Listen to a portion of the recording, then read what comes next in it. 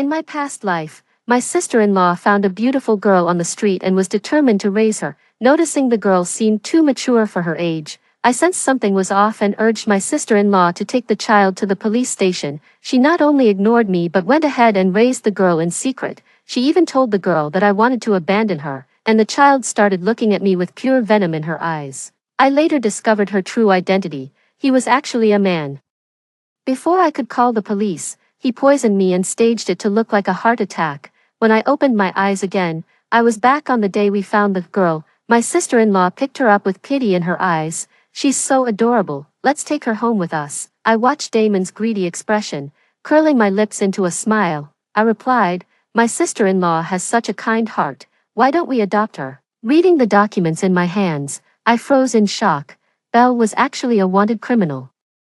Before I could even grab my phone, a sharp pain shot through my stomach, my vision went black, and I collapsed to the floor. Belle emerged from the wardrobe, her expression cold and menacing as she stared at me. He wore bright red lipstick, with his nails painted in the same vibrant shade. His face held a maturity beyond his years. I didn't expect you to find out. I wasn't planning to kill anyone lately. I thought I'd keep you around a bit longer, but it seems that's not an option now, Auntie. I glared at him in fury, but the searing pain quickly stole my voice. I remembered when my sister-in-law first found Belle. Though she acted adorable and pitiable, there was a hint of maturity in her behavior that didn't match her age. My sister-in-law and brother had been married for 3 years without children, and she took an instant liking to this clever, charming little girl. I suggested we take her to the police station first to verify everything before adopting. But the moment the girl heard police station, she burst into loud sobs. My sister-in-law shot me a glare. Why are you scaring her? Are you jealous of me? You just can't stand seeing me have my own child. She insisted on not calling the police and took the child straight home. My brother always listens to his wife, so the two happily took the little girl shopping. I noticed Belle was acting very strangely. Growing increasingly concerned, I urged my brother and sister-in-law again. There's something off about this child. She behaves like an adult. Brother, you should really call the police and have this properly investigated. My sister-in-law's expression shifted. My brother also seemed uneasy, but worried they might not meet adoption requirements. He had someone inquire at the police station and was told there were no missing girls around 10 years old. After that, my sister-in-law took an even greater dislike to me.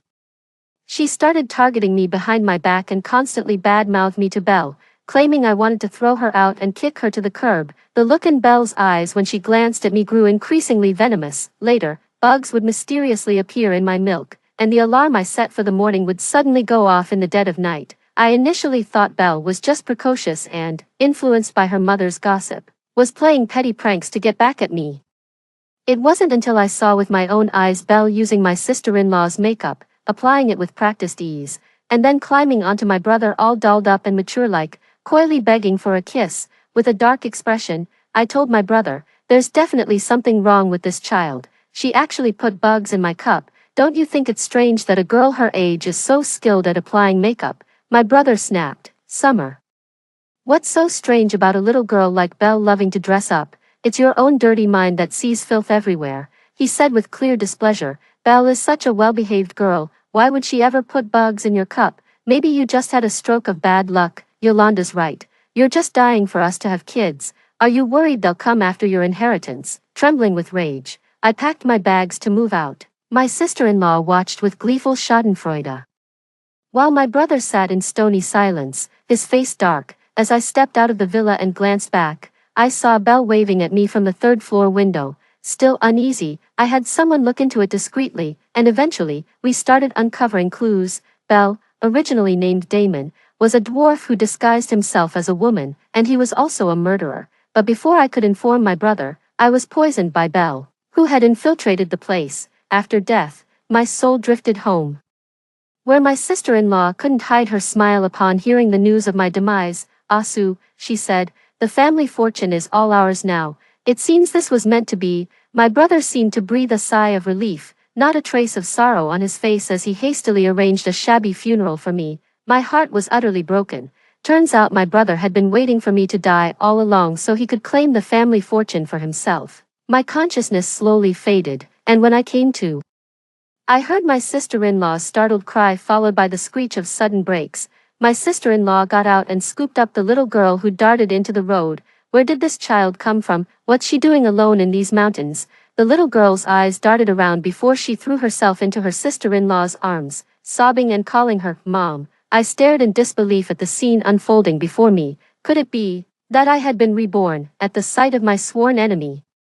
My heart swelled with hatred, and I wished I could strangle him right then and there. My sister-in-law's heart melted as she comforted the little girl in her arms. "Summer, this child is so beautiful and well-behaved, with no one else around in this desolate place. Let's take her home with us." I looked at Damon, whose eyes gleamed with greed, and said, "Sis, this little girl suddenly appeared in these mountains late at night. She was probably abandoned on purpose, since she likes you so much.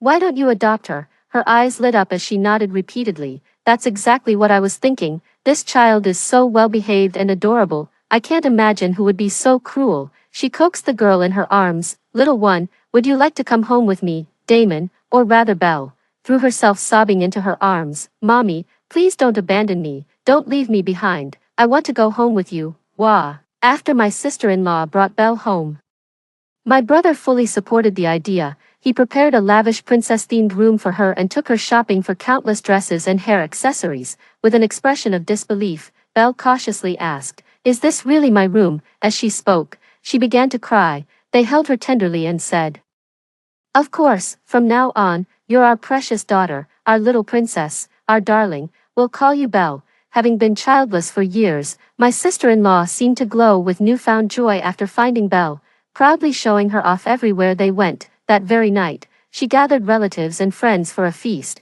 setting up a full 6 tables. Belle's angelic face was a real credit to her, and her sweet demeanor made her especially endearing. My sister-in-law paraded her around, showing her off everywhere, while I kept my distance, wanting no part of the spectacle. I couldn't stand the sight of Belle. Every time I saw him, I wanted to slap him, honestly felt like strangling him right then and there. My sister-in-law wouldn't let me off the hook. Spotting me hiding behind the crowd, she led the child straight toward me. "Too," she bragged smugly. "Summer, Belle here is a prodigy. Can you believe she's already solving 9th grade math at 10? She's way brighter than you were at that age." The little girl threw herself into my arms and chirped sweetly, "Auntie is so pretty." Belle loves Auntie. As she blinked her dewy eyes, I suppressed my disgust, gently pushed her away, and forced a smile. "You're truly blessed, sis. This child is destined for greatness." My sister-in-law picked up Belle with an even more smug smile. "Exactly," she said. "This little one just adores me. It's fate. We're meant to be mother and daughter. She'll definitely take good care of me when she grows up, unlike some people who are still old maids." I forced a smile along with her. My sister-in-law really knows how to pick her words, doesn't she? I just wonder what kind of taking care she has in mind. I couldn't stand watching them being all lovey-dovey, so I made an excuse about needing the restroom and headed for the door. Just as I stepped out, I heard my sister-in-law's voice from inside the room. "Who is she trying to fool? She's just jealous that I have such a sweet, well-behaved daughter." Belle's voice chimed in. "Mom, Auntie is so pretty. I really like her." My sister-in-law said disapprovingly, "Belle, you shouldn't like her. She's cunning and looks down on you. She might even kick you out of the house." Belle obediently murmured in agreement. My face fell. She left the hotel just like that. So this is when she started sowing discord. When Belle first arrived, she obediently tried to win over my brother and sister-in-law, occasionally showing her intelligence. My sister-in-law grew increasingly fond of her and bought her many dolls that little girls love. She violently tore those dolls apart and then stitched them back together, and my sister-in-law even praised her sewing skills, saying she could become a doctor someday. While my brother was at work, his wife took Belle around the neighborhood to show her off. Soon, everyone in the gated community knew our family had adopted a beautiful, brilliant child prodigy. 2 months later, they enrolled Belle in an elite private school. My sister-in-law insisted Belle was so gifted she could easily handle 9th grade coursework. Within days, the teacher called my sister-in-law. She rushed to the school immediately after hearing Belle was being bullied, to find out what really happened. I rushed to the school with her. There was a red swelling on Belle's forehead. She burst into tears when she saw her aunt, who was so heartbroken that she started yelling, "Who did this? What are the teachers even doing here?" The female teacher, holding the little girl's hand, apologized. "I'm sorry, Belle's mom. It was just a small disagreement between the kids." She's already apologized. It's my fault for not keeping a closer eye on them. The little girl being led by the teacher had red, teary eyes. The boy standing next to Belle was waving his fist like a knight defending his princess. The woman glared at the little girl and snapped, "How dare you hit my child? You're nothing but a spoiled brat with no upbringing." The girl's eyes welled up with tears as she sobbed, "I didn't hit her. She banged her head on purpose." Belle also started crying. Seeing this, the woman charged at the little girl, ready to strike her. The teachers rushed to break up the fight. Just then, the girl's parents arrived and saw their daughter being hit by the woman. They immediately protested, and the scene descended into chaos. My sister-in-law threatened to call the police, and the teacher, suddenly alarmed, quickly mentioned there were security cameras across the street and suggested checking the footage. I immediately stirred the pot. "Sis, the teacher says there are cameras. Since the kid won't admit it, let's just review the footage." My sister-in-law was too furious to notice the flash of panic on Belle's face. After watching the surveillance video, the room fell into a stunned silence. The little girl's parents said sarcastically, "Like mother, like daughter, she's already scheming at such a young age. Wonder who she learned that from." Belle's tears fell faster as she sobbed to her sister-in-law, "Mom isn't like that. I was just so scared. She said she'd hit me after school." Humiliated, the sister-in-law slapped Belle and snapped, "Apologize right now. How dare you be so malicious at your age?" With that, the sister-in-law shoved Belle toward me and stormed off. Belle's face was flushed and swollen as she glared sullenly at her sister-in-law's retreating figure. I was utterly stunned, but couldn't just walk away. I wanted to see how my sister-in-law would put Belle in her place. I quickly apologized to the person and compensated them before taking Belle home, back home. My sister-in-law lashed out at Belle, "Why would you do that? Do you have any idea how much you embarrassed me?" My brother rushed in just then and was heartbroken to see Belle's injuries. "Yolanda, what are you doing? No matter what, you can't hit a child." My brother picked her up and comforted her gently. "Belle is such a good girl. She definitely didn't do this on purpose, right? Can you tell Daddy why you did this?" Belle, with red eyes, stammered, "It's because people used to hit me a lot. It hurt all over. People at school also said they would hit me. I was so scared that I wanted the teacher to." Hearing this, my sister-in-law immediately regretted it. She looked at Belle with pity, then picked her up and apologized. Her heart softened as she said, "I'm sorry, it's my fault. Next time something like this happens, tell me and I'll make sure to stand up for you. But you mustn't do this again." My sister-in-law's eyes were red and teary. 3. Belle made a funny face, which made my sister-in-law and brother laugh. The three of them looked so warm and happy together. I pursed my lips and rolled my eyes. If my sister-in-law knew that Belle was actually older than her, and a man, no less, I wonder if she'd still be able to laugh. This time, Belle's target for revenge shifted from me to my sister-in-law. Cockroaches would mysteriously appear in her water cup, and her phone would ring abruptly at midnight. At first, she thought it was just a streak of bad luck and even replaced her phone. After 5 consecutive days, she sensed something was off, but it never crossed her mind that Belle was behind it. She eyed me suspiciously for a long moment, then said in a snide tone, "Some people are just so jealous.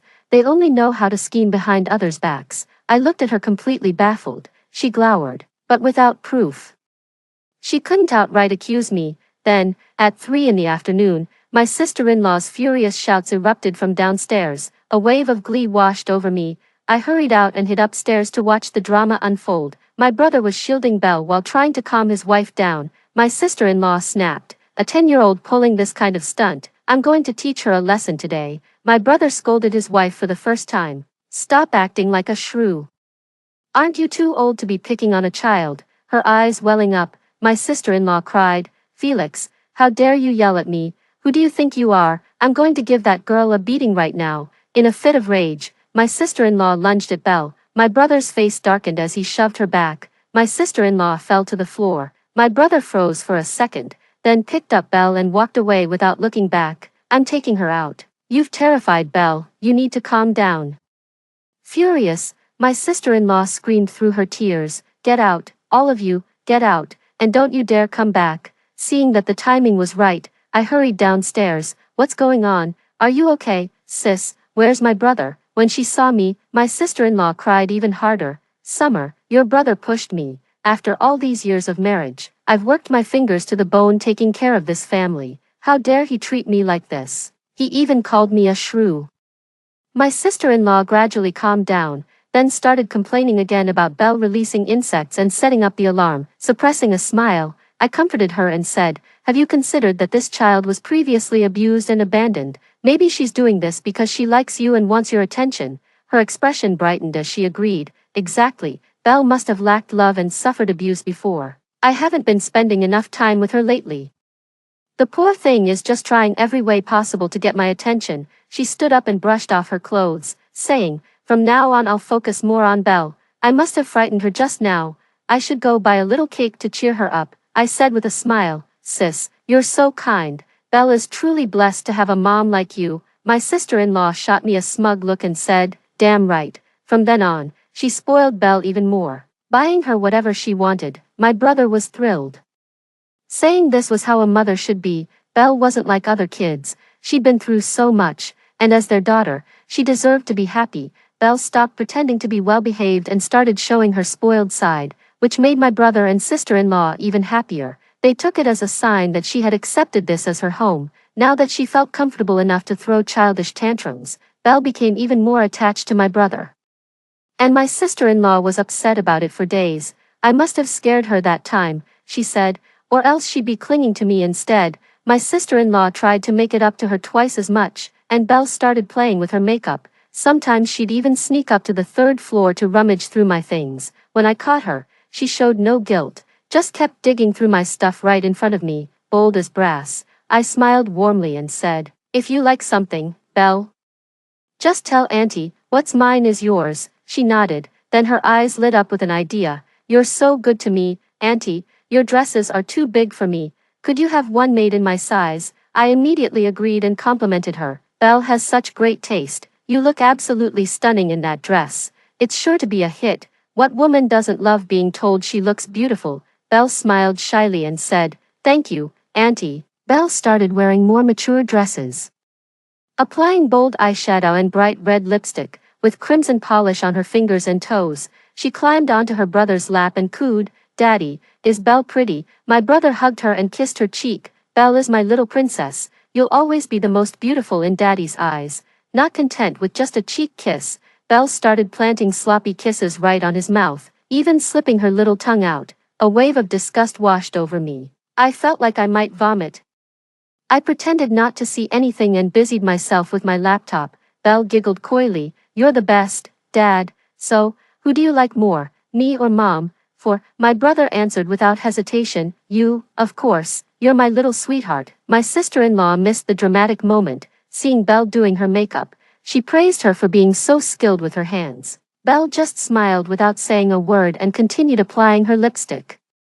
I happened to arrive home just as my sister-in-law returned from her parents' house. I had just gone back to my bedroom when my sister-in-law's scream came from downstairs. "Felix, what are you doing? Why isn't Belle wearing any clothes?" I called downstairs. "Is everything okay with my brother? What's wrong with my sister-in-law?" My brother's panicked voice responded, "It's nothing, Summer. You should get some rest. Don't come down. Your sister-in-law and I need to talk."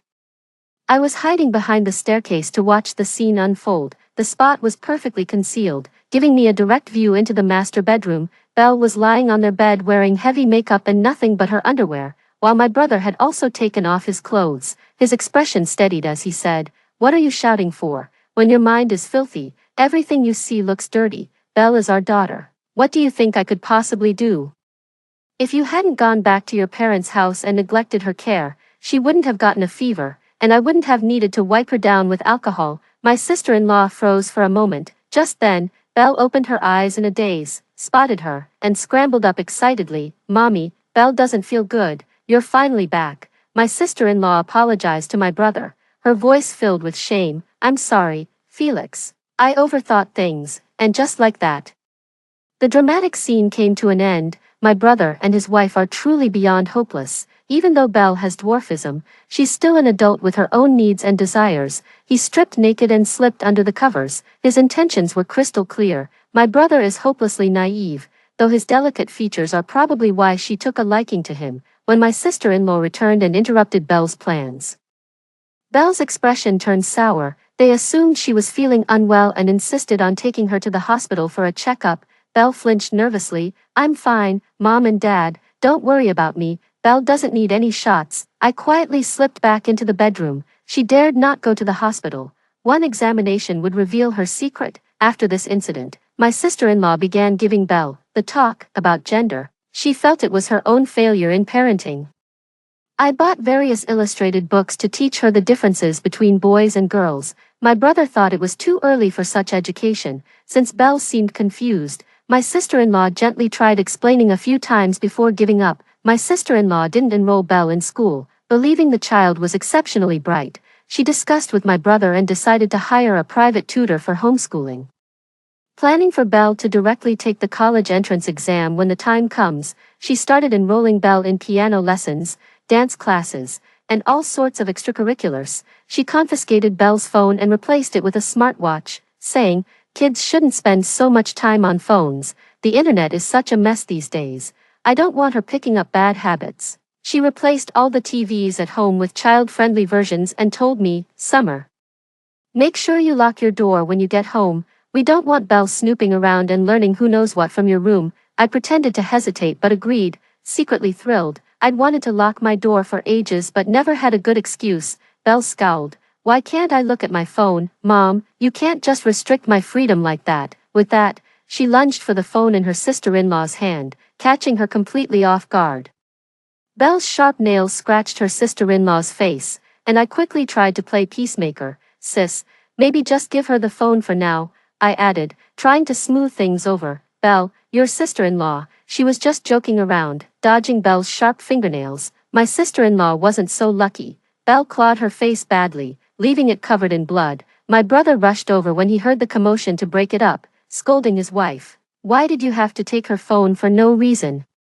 She's still young. These things need to be handled gradually." My brother tried to calm the furious Belle down. While I took my sister-in-law to the hospital, the doctor stared at her face in shock. My sister-in-law quickly explained, "I got scratched while feeding the stray cats in our neighborhood." As the antiseptic was applied, she broke out in a cold sweat from the pain. On the way home, she looked utterly drained. I thought she had finally noticed there was something off about that girl Belle. She sighed heavily. "We were too late. Belle used to be such a sweet girl. These smartphones really are a curse." I used to see news reports about kids getting addicted to the internet, becoming extremely irritable and turning against their own families. But I never took it seriously. At least Belle is still young enough to change her ways. I was completely stunned. Is Belle just that good at acting? How could my sister-in-law not see anything wrong with this and instead blame herself? When we got home, Belle was crying pitifully, as if she had committed some unforgivable crime. She knelt sobbing at her mother's feet and confessed, "Mom, Belle was wrong. I don't know why I lost control of myself. I never meant to hurt you." Seeing her face scratched like that, my sister-in-law was clearly upset. She stared at Belle without saying a word. When Belle saw her silence, she hardened her heart and scratched her own arm until it bled. "If Mommy hurts, Belle will hurt for you. Please don't ignore Belle." My sister-in-law's heart softened. She stroked Belle's head and said, "Belle, Mommy isn't blaming you. This isn't your fault." Belle started behaving like her old obedient self again, and her tutor kept praising how quickly she grasped new concepts. My sister-in-law breathed a sigh of relief, thinking Belle had finally turned over a new leaf, and started boasting to everyone about her child being a prodigy. 5. Only I knew that with her putting on such an angelic act, she was definitely brewing up some major scheme. This time, I didn't let excessive worry distract me from work and channeled all my energy into my job. In my past life, I was so worried about my brother that I often spaced out at work while investigating Belle. After 3 warnings from my boss, I was disqualified from the vice president campaign. While shopping with colleagues, I unexpectedly ran into Belle. She was holding hands with a strange man, giggling coquettishly from time to time. They seemed very intimate. To any passerby, they might look like a father and daughter, but Belle is a wanted criminal. What if she's an accomplice? In my past life, it took me a long time to confirm he was the murderer. I just don't understand why her face doesn't match the photo. I froze when the man carried him into the hotel. This was someone I'd never encountered in my past life. By this time in my previous life, I had already been poisoned to death by Belle. A sudden realization hit me. Could it be plastic surgery? But who would perform plastic surgery on a wanted criminal, unless this person is very close to him, like a relative or a lover? I'm thrilled. The opportunity has finally come to settle the score from my past life. I secretly installed malware on Belle's phone to track its location in real time. Belle took advantage of my brother and sister-in-law being away to go on a date with this man. I had someone look into that man's background, and it turns out he's a plastic surgeon at some small clinic. The man was acting very intimate with Belle, taking her shopping for all sorts of mature women's cosmetics, clothes, and various pieces of jewelry. When my brother and sister-in-law got home, he was putting on this well-behaved act of diligently studying, and my sister-in-law didn't suspect a thing. The next time they met up, I invited my sister-in-law along under the pretense of taking him out for a birthday gift. She's always been one to jump at a bargain. My sister-in-law kept buying one item after another, beaming with unstoppable joy. But that smile was about to vanish from her face. While I was off buying water, my sister-in-law's shriek cut through the air. "Belle, what are you doing here, and who is this man carrying the water?" I pushed through the crowd and saw my sister-in-law confronting Belle, who was crying pitifully, overwhelmed with hurt. Then my sister-in-law turned her glare toward the man. "My daughter is still underage. You monster, you disgusting beast. I'm calling the police. You're going to rot in jail." The man panicked and tried to bolt, but two burly onlookers grabbed him and pinned him down. "Where do you think you're going?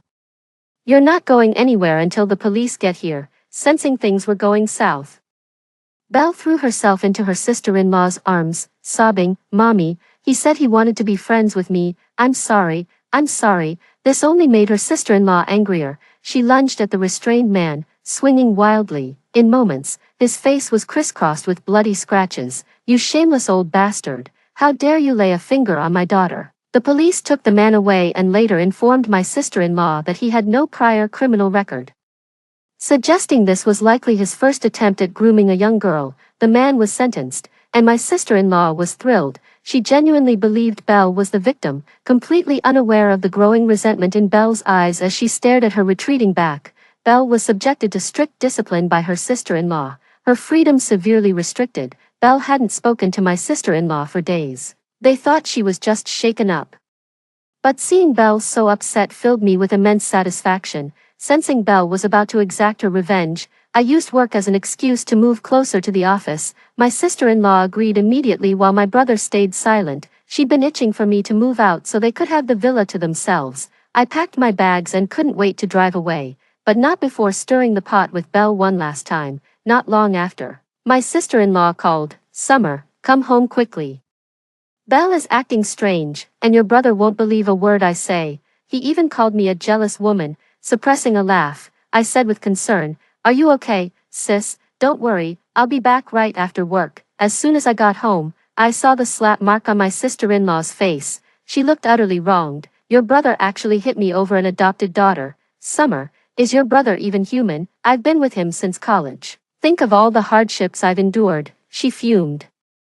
And Belle, so young and already up to no good, wearing such revealing clothes, putting on makeup, and now she even wants to take a bath with my husband. I knew something was off about this kid from the start. I should have called the police. "You can tell she's scheming, a real little brat." My sister-in-law was scowling as she berated Belle, completely unaware that my brother had just carried her back inside. My brother's face darkened further when Belle's innocent voice piped up, "Daddy, what's a little brat? Is mommy complimenting me?" Then my brother and his wife erupted into a screaming match so loud the whole villa could hear them, while Belle stood by with a nasty smirk. My sister-in-law was sobbing from anger at my brother. "I'm calling the police. This child's background is unclear, and she's so cunning." My brother glared at her. "If you dare call the police, we're getting a divorce. It's your own fault for being a barren hen. Who would send away such an obedient girl like Belle?" My brother kicked me out. "Get out of here, you have a place to stay now. So stop coming back all the time for no reason." That very night, my sister-in-law ended up in the emergency room. My brother said it was a heart attack triggered by her rage. My sister-in-law has a heart condition, but she's been managing it well with consistent treatment. It looks like Belle tampered with something.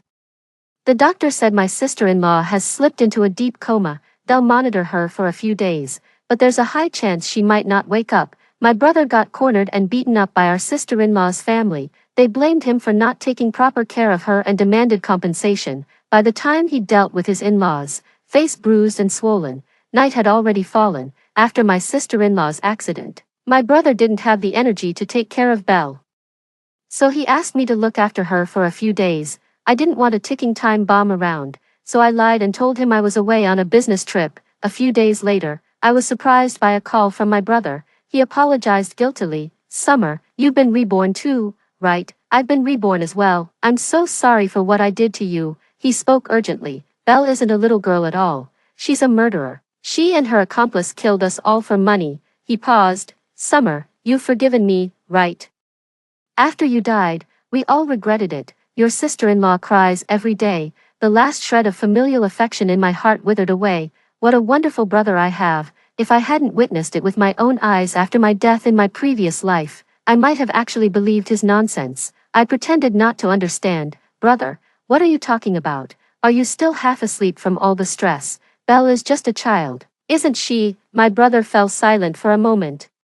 It doesn't matter if you don't admit it. Your sister-in-law has been hurt like this, and I will definitely not let that bastard get away with it. He hung up the phone immediately after. It seems my brother has been reborn too, just like me, in our past lives. They treated Belle so well. 6. Looks like Belle still hasn't let them off the hook. Let's see them tear each other apart. A few days later, the hospital called unexpectedly. My sister-in-law had woken up. She really has 9 lives. The wicked always survive. After all, when I arrived at the hospital, my brother was glaring daggers at Belle, while Belle was sobbing and clinging to my sister-in-law. Belle's face lit up when she saw me. Auntie, Auntie, she exclaimed, Mommy's awake. The doctor said she can come home tomorrow. My sister-in-law looked touched by Belle's concern, a flicker of guilt crossing her face. She didn't seem to notice how off my brother was acting. My brother shot me an icy glare, then left with his wife and Belle without another word. A whole week went by without a single word from him. I noticed their step count hadn't changed at all for an entire week, which meant they never left the house. Just as I sensed something was wrong, my phone rang. It was my brother calling. His voice was faint. Summer, Belle is the murderer. I stabbed him, but your sister-in-law and I got slashed too. Come back quick and take us to the hospital. Hurry back, your sister-in-law is fading fast. I checked the time. It was already midnight. Why haven't they called an ambulance when things looked so critical? What on earth are they doing? I ended up driving back anyway. The villa stood pitch black and eerily silent. Scanning my surroundings cautiously, I pushed the door open and stepped inside. As I entered the living room, I saw my sister-in-law lying motionless behind the sofa, while my brother, bruised and battered, was tied up. My heart leaped, and I spun around to dash toward the door, only to find a burly man standing there. There was someone else. From behind me came Belle's coquettish laugh. Where are you off to, little auntie? My brother, his face streaked with tears and snot, begged Belle. I already tricked her into coming for you. You promised to let me go. Please, I'm begging you. Let me leave. Belle let out a sinister laugh. Just kidding, you actually believed a murderer. Oh, what a wonderful father you are. I feigned confusion. Belle, are you okay? What's going on? Is that man dangerous? The man tied me up as Belle ran the blade across my cheek. You're so naive, Auntie, can't you see? He and I are in this together. My eyes widened in disbelief, and Belle grew more exhilarated seeing the terror on my face. I glared at her with bitter resentment. My brother and his wife treated you so well. How could you betray them like this? Belle stuffed a rag into my brother's mouth and stabbed him in the thigh. He turned red with pain. Belle sniffed the blood on the blade obsessively. This scent, it's absolutely intoxicating. Don't worry, your family of 3 won't be separated. I'll send you all to the afterlife together. The window suddenly shattered, and armed police officers leaped inside with lightning speed. Belle and that man were so arrogant and completely off guard that they were quickly subdued by the armed police. My sister-in-law has now become a complete vegetable, unconscious and unresponsive. My brother lost a leg and has become utterly sinister. Belle was exposed as that dwarf serial killer, with 2 men consistently aiding her behind the scenes. One was a plastic surgeon who got arrested, the other was the surgeon's cousin. Both were infatuated with him. They had been brainwashed by Belle for so long that they followed his every command. After Belle's appearance was exposed, the surgeon performed plastic surgery on him to help him evade investigation. After the scandal broke, the lawyer contacted me and I inherited all of my parents' estate. That's when I found out my brother wasn't biologically related to me. My parents had adopted him because they were afraid I'd be lonely. My parents worked in high-risk professions and, fearing they might leave me one day, had arranged all this in advance. If my brother treated me well, He'd never want for anything in life, otherwise, the lawyer would execute a different will. All of Felix's belongings were thrown out of my villa. He called me countless times, but I blocked his number immediately. 3 months later, Yolanda woke up and her first act was to divorce Felix. All the wounds on Yolanda's body were inflicted by Felix, who nearly killed her to save his own life.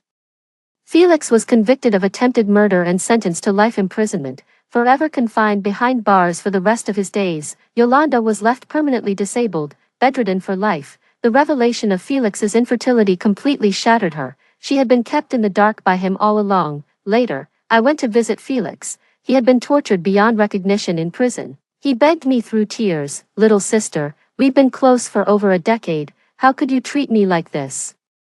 He showed me the scars on his body, trying to appeal to my sympathy.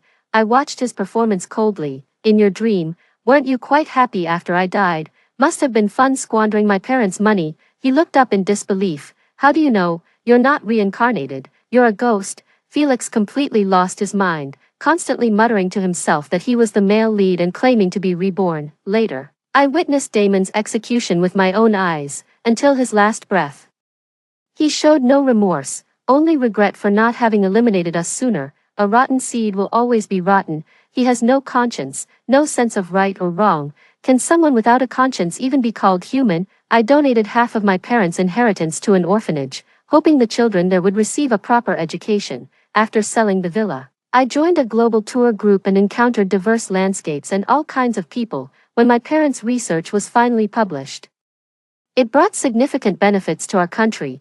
I felt immense pride for their achievements. Many people visit their graves spontaneously, held in deep admiration by countless individuals. I established a children's development center to provide comprehensive education, a true home for children even without parental care. Over the years, numerous volunteers have stepped forward, with growing numbers joining the Child Relief Initiative of their own accord. Our world continues to move toward a brighter future. Story 2. In a high-temperature apocalyptic world, I sent my cheating husband and his entire family to their doom. I learned in advance that a high-temperature apocalypse was approaching, yet my husband cheated on me at this critical moment. He brought his pregnant mistress into our home and, together with his parents, drove me and my daughter out. Since he pushed me to the edge of despair, I won't let him have an easy time either. I concealed the information about the apocalypse, decisively got a divorce, and fled. I really want to see how this newly formed family can still act arrogantly in the face of life and death. 01. In the office, I frowned as I looked at the blazing sun outside the window. Recently, the weather had been extremely abnormal. It was already past 5 o'clock, but the sunlight was still as scorching as at noon. I sent a message to my husband, asking him to pick me up after work. Just the thought of squeezing onto the subway in such heat was unbearable. As it was nearly time to get off work, a message suddenly popped up on Instagram. "Liana, a high-temperature apocalypse is coming. Don't go out recently. Stock up on supplies and wait for me to contact you." It was from my best friend, Daisy. She worked in a research institute and had been conducting explorations in the desert for the past 6 months. She never said anything without solid evidence. So she must have discovered something. My heart was pounding rapidly. I replied to Daisy, reassuring her not to worry, and then urged her to take care of herself. After that, I packed my things in a hurry and left the company. Downstairs in the office building, Soren's car was already waiting there. I stepped forward and tapped on the car window. He was so startled that it took him a long time to roll down the window. "Honey, why did you get off work so early?" I stood there, stunned.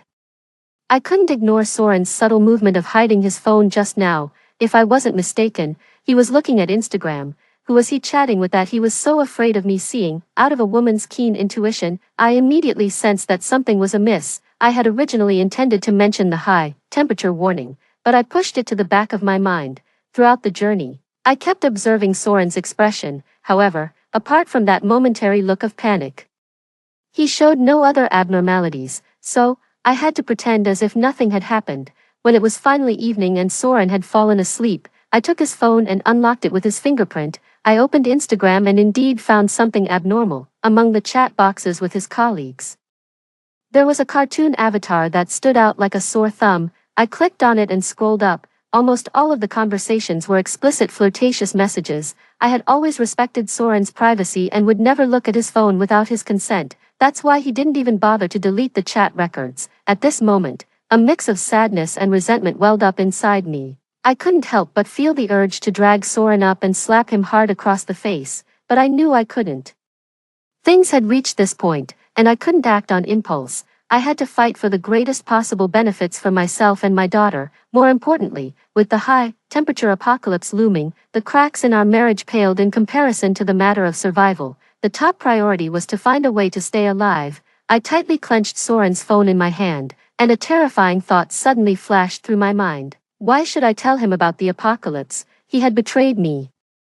And shouldn't he pay the price for that? 02, the next day, while it wasn't too hot in the morning, I got up and went straight to my parents' house. Both Soren and I were extremely busy with our work, so our daughter was mostly taken care of by my parents. We only picked her up and brought her home during our days off. As soon as I entered the door, my daughter, a small and cute figure, rushed towards me and hugged my thigh. She said in a sweet, childish voice, "Mom, you haven't come to see me for 6 days this time." I'm angry. I gently rubbed her fluffy little head and apologized softly. "I'm sorry, Sage. Mom has been really busy recently. How about Mom stays with you every day in a few days?" "Okay, actually, I'm not really angry with you, Mom. I was just teasing you." Looking at my daughter's well-behaved and sensible appearance, a pang of sadness shot through my heart. She was still so young. How could I let her bear the fact that our family was on the verge of breaking apart? "Where's Dad? Why didn't he come?" "Dad is at work. He'll come to see you in a few days." My daughter was very attached to Soren, so I could only fob her off with that answer and asked her to play with her toys to distract her. "It's been extremely hot these days, Liana. I think you should take Sage back home. The air conditioner here is old and worn out, and the child can't stand the heat." My mother was busy in the kitchen and kept chattering. I quickly asked her to stop what she was doing and called my father out as well. After they sat down, I showed them Daisy's message and informed them about the impending apocalypse. At first, they thought I was joking. After all, such a ridiculous thing had never happened to anyone before. But seeing my serious expression, the old couple finally took it seriously. "So, what should we do now?" my father asked with a worried look on his face. I handed him a list that briefly noted down some essential supplies, mainly purified water and some high-temperature, resistant and non-perishable foods. "Dad, it's best if you go out to buy these supplies at night. We can't be 100% sure about this information, so don't tell anyone about it. If outsiders ask, just say that it's too hot to take Sage out, so you're buying more food. I've made an appointment for a new air conditioner to be installed tomorrow, Mom. Remember to call me in advance. Sage can stay here for now, and I'll move here later." These were just some things that came to my mind temporarily. To truly deal with the apocalypse, there were still many more things to prepare. I tried my best to explain all kinds of situations, and my father quickly nodded in agreement. "What about Soren? What will he do when you move here?" My mother suddenly mentioned Soren. I glanced at my daughter to make sure she couldn't hear us.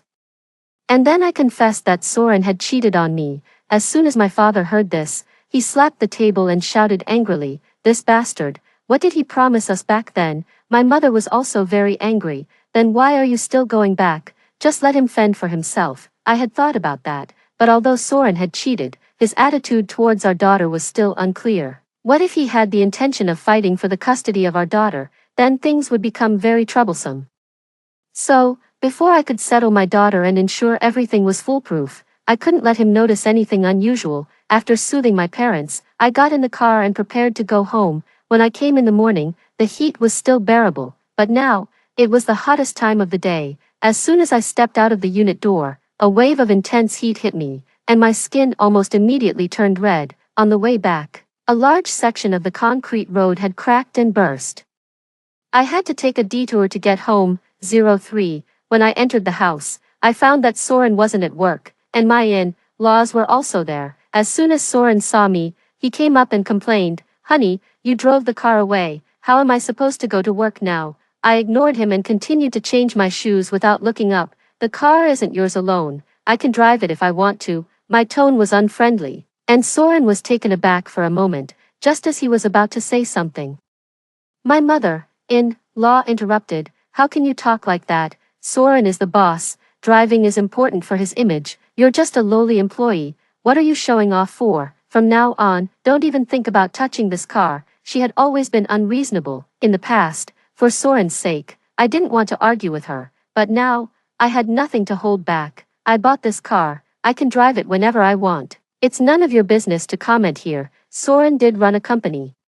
But ever since he started his business, he had lost more money than he had earned. The house and car at home were basically purchased by me. She still thought her son was a big shot. My words once again touched Soren's fragile self-esteem, and his face darkened. Is this how you talk to your elders? Do you have any manners? Could a person with good manners deal with his overbearing and shrewish mother? I retorted without mercy. If you don't like the way I talk, then don't let her come here.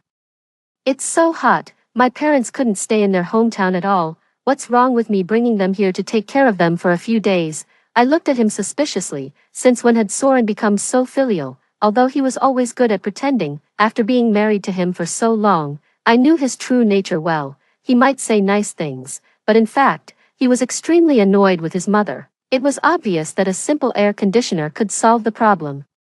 Why did he go to so much trouble to bring his parents here and cause trouble for himself? I didn't believe he was being so kind-hearted. Soren was still making excuses when my in-laws couldn't sit still any longer. My father-in-law gave Soren a meaningful look. All right, she'll have to know about this sooner or later. There's no way to hide it. Just tell your wife the truth directly. That's right. She really thinks our family can't function without her. My mother-in-law chimed in, not forgetting to belittle me with her words. Soren looked at me hesitantly and couldn't bring himself to speak. Seeing this, my father-in-law slapped him hard on the back and spoke on his behalf. Soren has someone else outside. She's pregnant. You should make way quickly, get the divorce settled before the child is born. Soren lowered his head and acquiesced to what his father had said. I gritted my teeth and stared hatefully at this family of three, wondering how they could say such shameless things with such a calm conscience. Soren, are you still human? I clenched my fists tightly, afraid that I might not be able to hold back from going up and tearing his face apart. I'm sorry, Liana. She's carrying my child. I can't let the child be born without a father. Although there was still a hint of guilt on Soren's face, the words he said were completely heartless. I could no longer suppress the anger in my heart and raised my hand to slap him hard. How can you say such a thing? Isn't Sage your child? Soren's face instantly turned red. My mother-in-law suddenly pushed me away and stroked his face with a look of heartache. How dare you hit him? After being married for 7 years. You only gave our family a useless daughter. My son should have kicked you out long ago. I'm warning you, Felicity is carrying a boy. If you know what's good for you, get out of here by yourself. Now I understood why my father-in-law and mother-in-law were so arrogant. It was because they finally had the grandson they had always dreamed of. Their obsession was so deep. I wondered if there was really a family fortune or title to inherit. Soren, you said that having only Sage in our life was enough for you, and you never cared whether it was a boy or a girl. Our family has had only one son in each generation for 3 generations. I can't let the family line end with me. I looked at Soren's hypocritical appearance, and memories in my mind kept flashing back. How could such a feudal and ignorant man pretend for so many years with a clear conscience? I no longer had any hope for him and showed my bottom line. Divorce is okay. Since you cheated first, you must leave the house with nothing. Absolutely not. Almost as soon as I finished speaking, Soren refused. My mother-in-law was even more insistent. Why, we paid the down payment for the house. What a ridiculous dream you have. That small down payment was nothing compared to the full payment. How could she have the nerve to mention it? Either you leave the house with nothing, or we won't get a divorce. Your grandson will be an illegitimate child who can never see the light of day for the rest of his life. After saying that, I turned around and went back to my room, ignoring the curses of my mother-in-law behind me. 04. After closing the door and calming myself down, I started to prepare the necessary supplies. I didn't know how long this heat wave would last, and it would be very troublesome to rely only on my parents and me driving around to buy things. I directly contacted a wholesale market and asked them to deliver the goods to my home. I racked my brains and browsed through various materials on the internet. Finally, I made a list and sent it over. Most of the food items were storable dry goods and vegetables, such as 200 gin of flour, 200 gin of rice, 200 gin of millet, 50 gin of potatoes, 50 gin of radishes, 100 gin of dried green vegetables, as well as 100 boxes of instant noodles, various heating hot pots, and compressed biscuits. As long as they had the items available, I basically ordered at least 100 portions of each. More importantly, for water, I directly purchased 500 barrels of mineral water and 100 boxes of various energy boosting drinks. Sage was still young, unlike adults who just needed to be full. Her nutrition also needed to be ensured, so I added 100 gene of beef and mutton, 200 cans of various types of meat, and 100 each of chickens, ducks, and geese, considering the storage of these supplies. I ordered 2 large freezers. At that time, I would throw out all the useless furniture in my parents' house and use the living room to store the supplies. Cooling couldn't be achieved without electricity. My father had experience in this regard. I sent him a message and quickly received a reply. He managed to get connections to buy a diesel generator and also purchased solar panels, planning to install them himself. Then I bought a batch of medicines and various cleaning and toiletries. It was already dark by the time I finally finished everything, and I fell asleep in a daze. When I opened my eyes again, I was woken up by the noisy voices in the living room. When I went out to take a look, besides my in-laws, there was an unfamiliar woman in the living room. There was a pile of fruits in front of her. Usually, my mother-in-law would always find fault when I bought these fruits. But now she was being surprisingly generous. Felicity, get more nutrition. The baby will be healthier in the future. She gently stroked the woman's belly and earnestly advised her. I immediately understood. This woman was Soren's mistress. I never expected them to be so heartless. Soren and I hadn't divorced yet, and they actually brought the mistress into our house. A surge of anger welled up inside me. I directly rushed over and overturned the fruits on the table, shouting at them. Who allowed you to bring someone in here casually? Get out of here right now. The woman seemed to be extremely frightened by me. She shrank back towards my mother-in-law and called her Mom in a low voice. She wasn't even married to Soren yet, but she was calling so affectionately. The more I heard it, the more disgusted I felt. I trembled with anger and grabbed her, dragging her towards the door. My mother-in-law was like a mother hen protecting her chicks, shielding the woman behind her. You little bitch, how dare you touch my grandson? I'll fight you to the death. This is my son's house. I can let whoever I want in. I didn't pay much attention to her old age. I pushed her away and pulled the woman towards the door. Suddenly, the woman's crying and my mother-in-law's scolding mixed together, and the scene became completely chaotic. My father-in-law took the opportunity to call Soren, and he quickly rushed back home. After Soren entered the door, he directly pulled me away. He stood in front of me, seemingly protecting the woman behind him. Juliana, have you had enough? There was anger on his face, and his tone was cold and stern. He was blaming me for another woman. The anger in my chest was boiling over. I was so angry that my whole body was shaking. Soren, we're not divorced yet. Do you still have any sense of shame? By now, our relationship had completely broken down. The last bit of Soren's guilt had also vanished. He directly revealed his true intentions. Felicity is carrying my child. It's so hot now. I can't leave her alone. I've made up my mind. Let's get a divorce. He finally said the word, divorce, himself. Now, the last trace of my attachment to him was gone. I replied expressionlessly. I said, if you leave the house with nothing, I'll agree to the divorce. Absolutely not. I paid the down payment for the house. After marriage, it was jointly repaid. According to the shares, the house should be mine. Even if you want to sue, I'll win the case. He spoke with full confidence, as if he had rehearsed these words thousands of times in his mind. What about Sage? I won't fight you for Sage's custody. I really couldn't hold back anymore. I raised my hand and slapped him, shouting furiously, you mean to drive me and Sage out in such scorching heat? Where do you expect us to go? I think you truly intend to kill us. My eyebrows twitched. The more I thought about it, the more terrified I became. I suddenly realized that I had been blinded by anger. At this moment, my parents and daughter were anxiously waiting for me to make arrangements, yet I was only tangled with Soren. The top priority was to find a place to stay. I had only focused on buying supplies. My parents' small house simply couldn't accommodate so many things. Moreover, people's hearts were unpredictable. In the face of a major disaster, with so many supplies, we would surely become a target. The old iron door of my parents' house could be kicked open by me with just 1 foot. At that time, the danger would only double. Only then did I react. There were still so many loopholes in my plan. I'm not that capable. I can't take care of everyone, right now. All I want is for Felicity's child to be born safely. Soren looked at me coldly. I lost my temper and stopped arguing with him. I agree to the divorce. I don't want the house. All the savings at home must be given to me, and I also want the car. The house had just paid off the mortgage this year. The total savings and the car were less than 1 million at most. No matter how you looked at it, I was at a great loss. Soren quickly nodded in agreement. We immediately drew up a divorce agreement on the spot.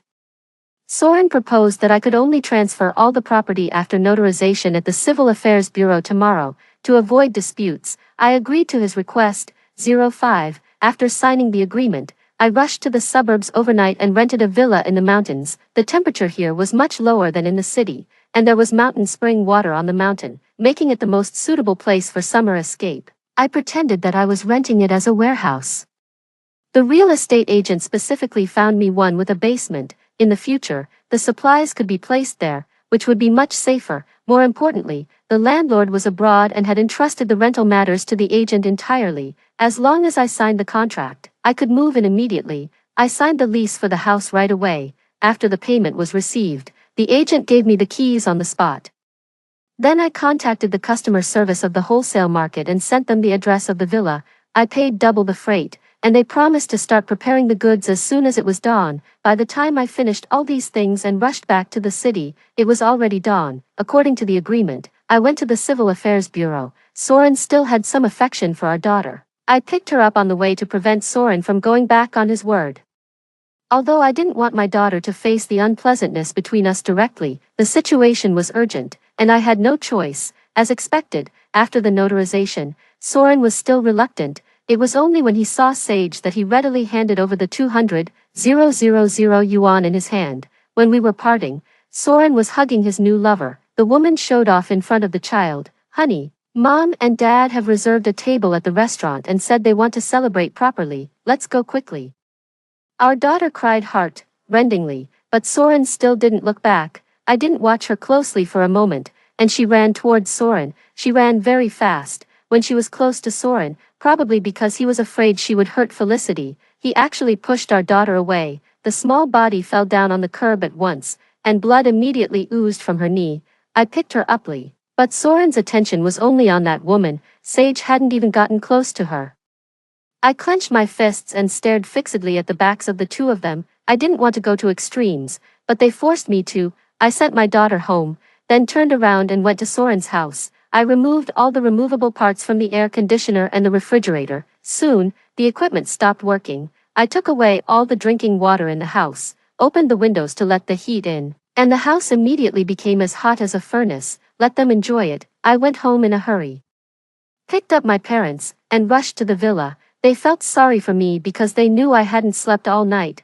My father offered to drive and let me catch up on my sleep. I fell asleep feeling at ease. When I woke up, my father had driven the car to the building materials market and bought various materials such as stones, concrete, and steel bars. He said that people's hearts were unpredictable, and we had to ensure our safety. In addition, my father also bought a lot of flame, retardant and heat, insulating materials. He also bought a lot of daily necessities such as wires, faucets, water pipes, various small items, and maintenance tools. I had no knowledge of these things and didn't know how to use them at all. Fortunately, with my father around, I felt much more at ease. My father's words reminded me.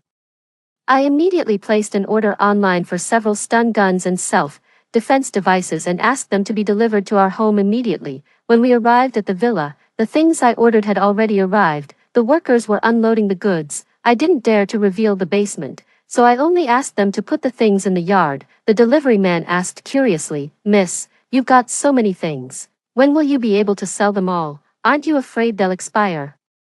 I had to make up an excuse. I'm a live streamer selling goods. These things will be shipped out tomorrow. You young people are really amazing. Unlike us, we can only do manual labor. The man was sweating profusely from the heat, but he still smiled and gave me a thumbs up. I felt really sorry for him. After the unloading was done, I gave him triple the handling fee and some extra tips. The man kept refusing, but I insisted that he take it. "Brother, it's really hot now.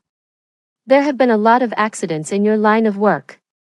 Stay at home and rest for a while before coming out again. I'm not a saint. I can't save everyone. This is all I can do." After the man left, I went to check around. There had been a plan to build a resort here before, so most people bought the villas with the intention of investment. The occupancy rate was not high. This was also convenient for our actions.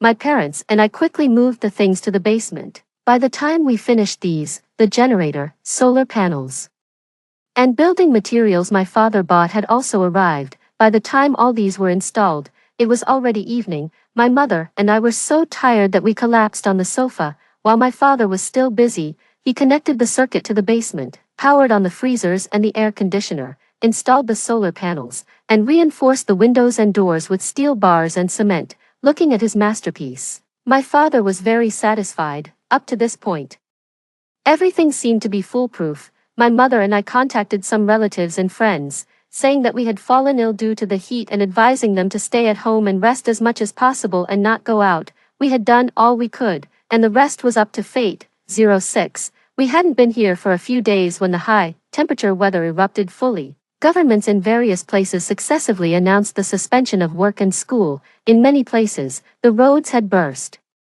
and the entire urban traffic was paralyzed. Fortunately, the water and electricity systems were still operating normally.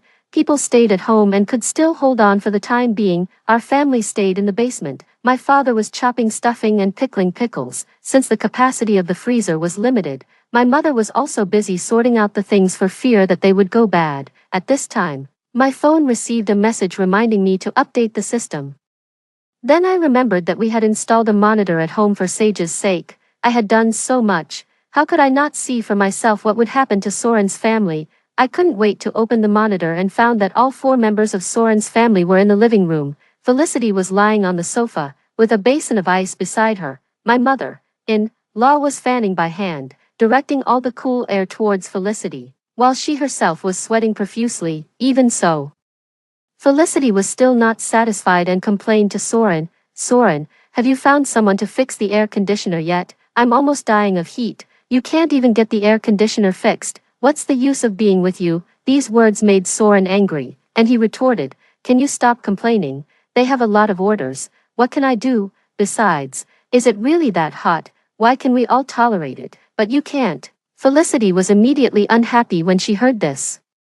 She covered her face and started crying. "What did you promise me before? You said you would take good care of me and the baby when you brought me here. Now, I just want to use the air conditioner, and you're not willing. I'm carrying your son. If it really doesn't work, I'll abort the baby." These words hit my mother-in-law's heart. She quickly comforted Felicity. "Don't abort the baby, Felicity. Soren is just in a hurry. Calm down. It's not good for the baby."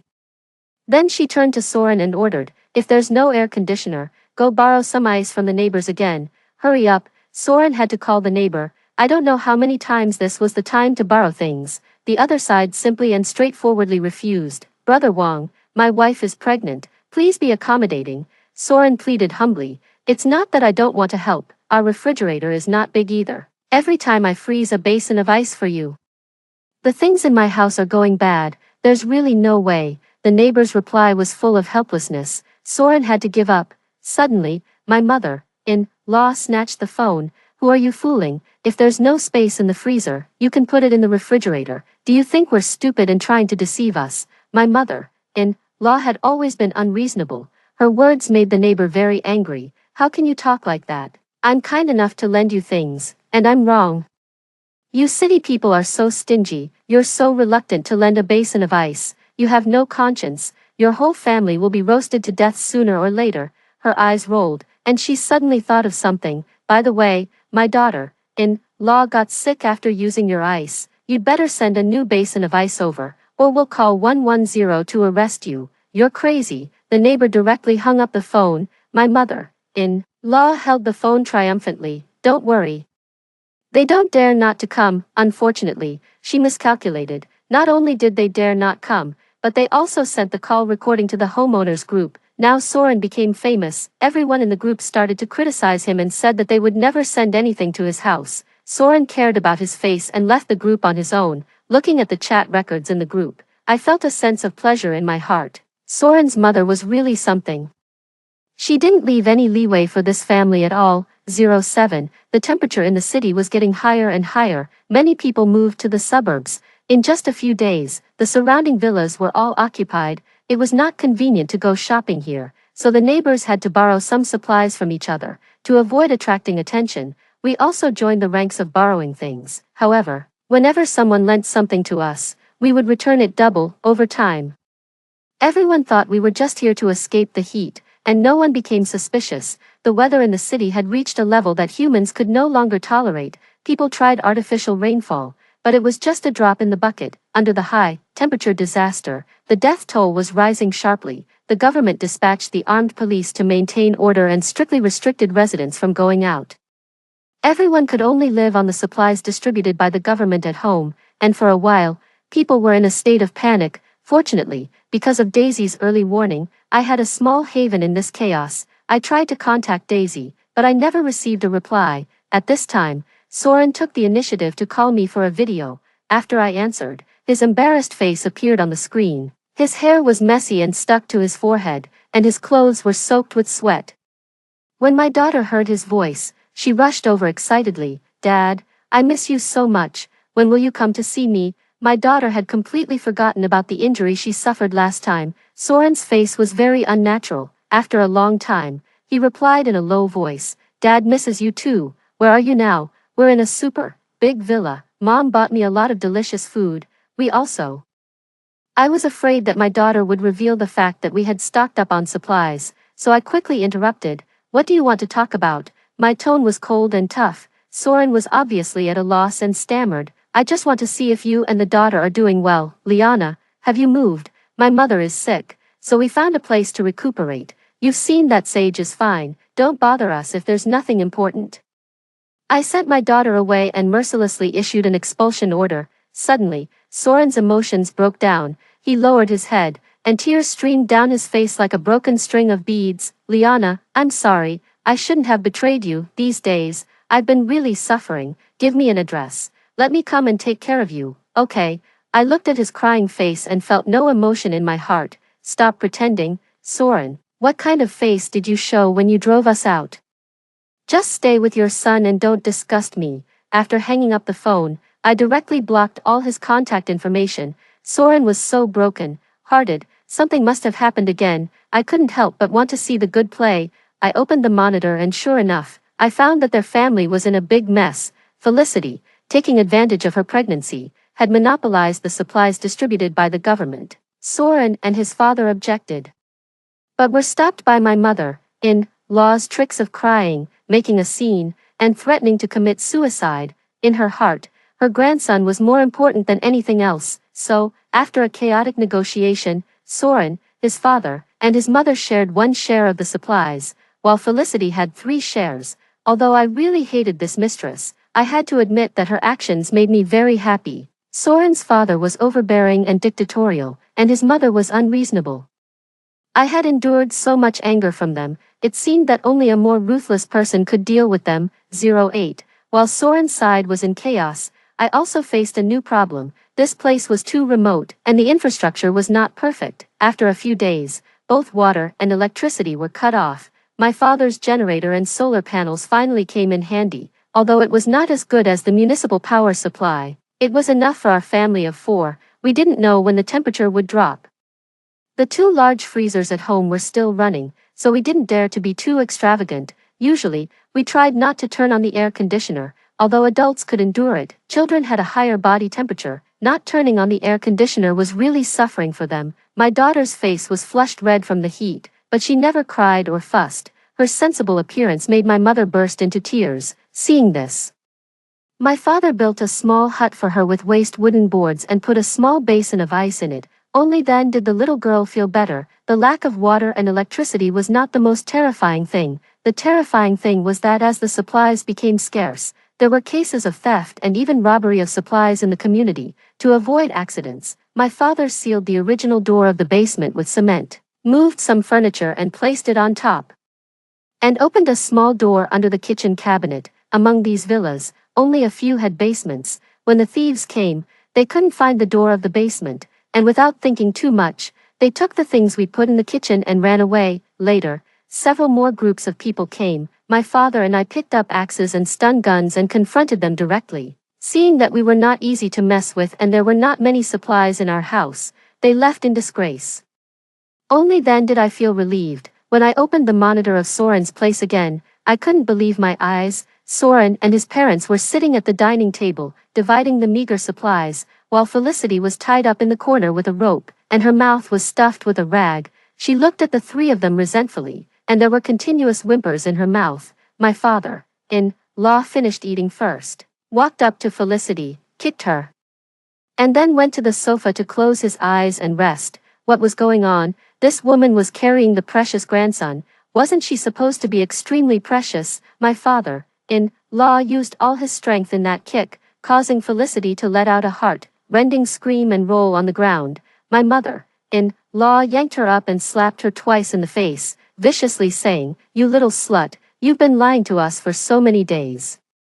If it wasn't for the fact that we wanted to get more supplies through you, I would have thrown you off the building long ago." The more she spoke, the angrier she got. She grabbed Felicity's hair and smashed her head against the wall until it was bloody and bruised before she finally stopped. From her constant curses, I finally understood the whole story. It turned out that Felicity wasn't actually pregnant. A few days ago, she secretly changed her sanitary napkin and was caught red-handed by my mother-in-law. My mother-in-law had given most of the supplies to Felicity because of the so-called grandson. After enduring hunger and heat for so many days, she went crazy when she found out she was being deceived. My mother-in-law was so angry that her face was red and her neck was thick, but I just wanted to clap my hands in front of the screen and cheer.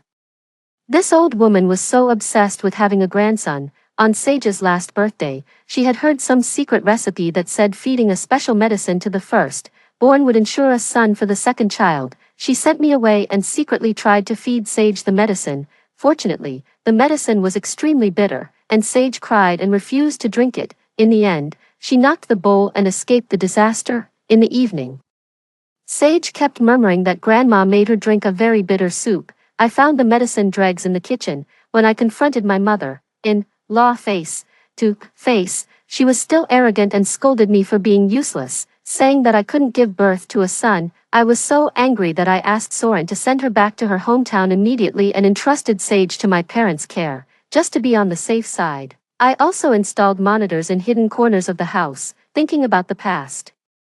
I gritted my teeth with hatred, so now, no matter how miserable my mother-in-law was, I didn't feel the slightest bit of sympathy for her. Felicity was beaten to the verge of death by my mother-in-law. She lay on the ground with her eyes closed, her body covered in old and new scars. It was obvious that she had been abused for several days. After beating Felicity, my mother-in-law still wasn't satisfied. She sat on the ground, crying and wailing, "What kind of sin have I committed?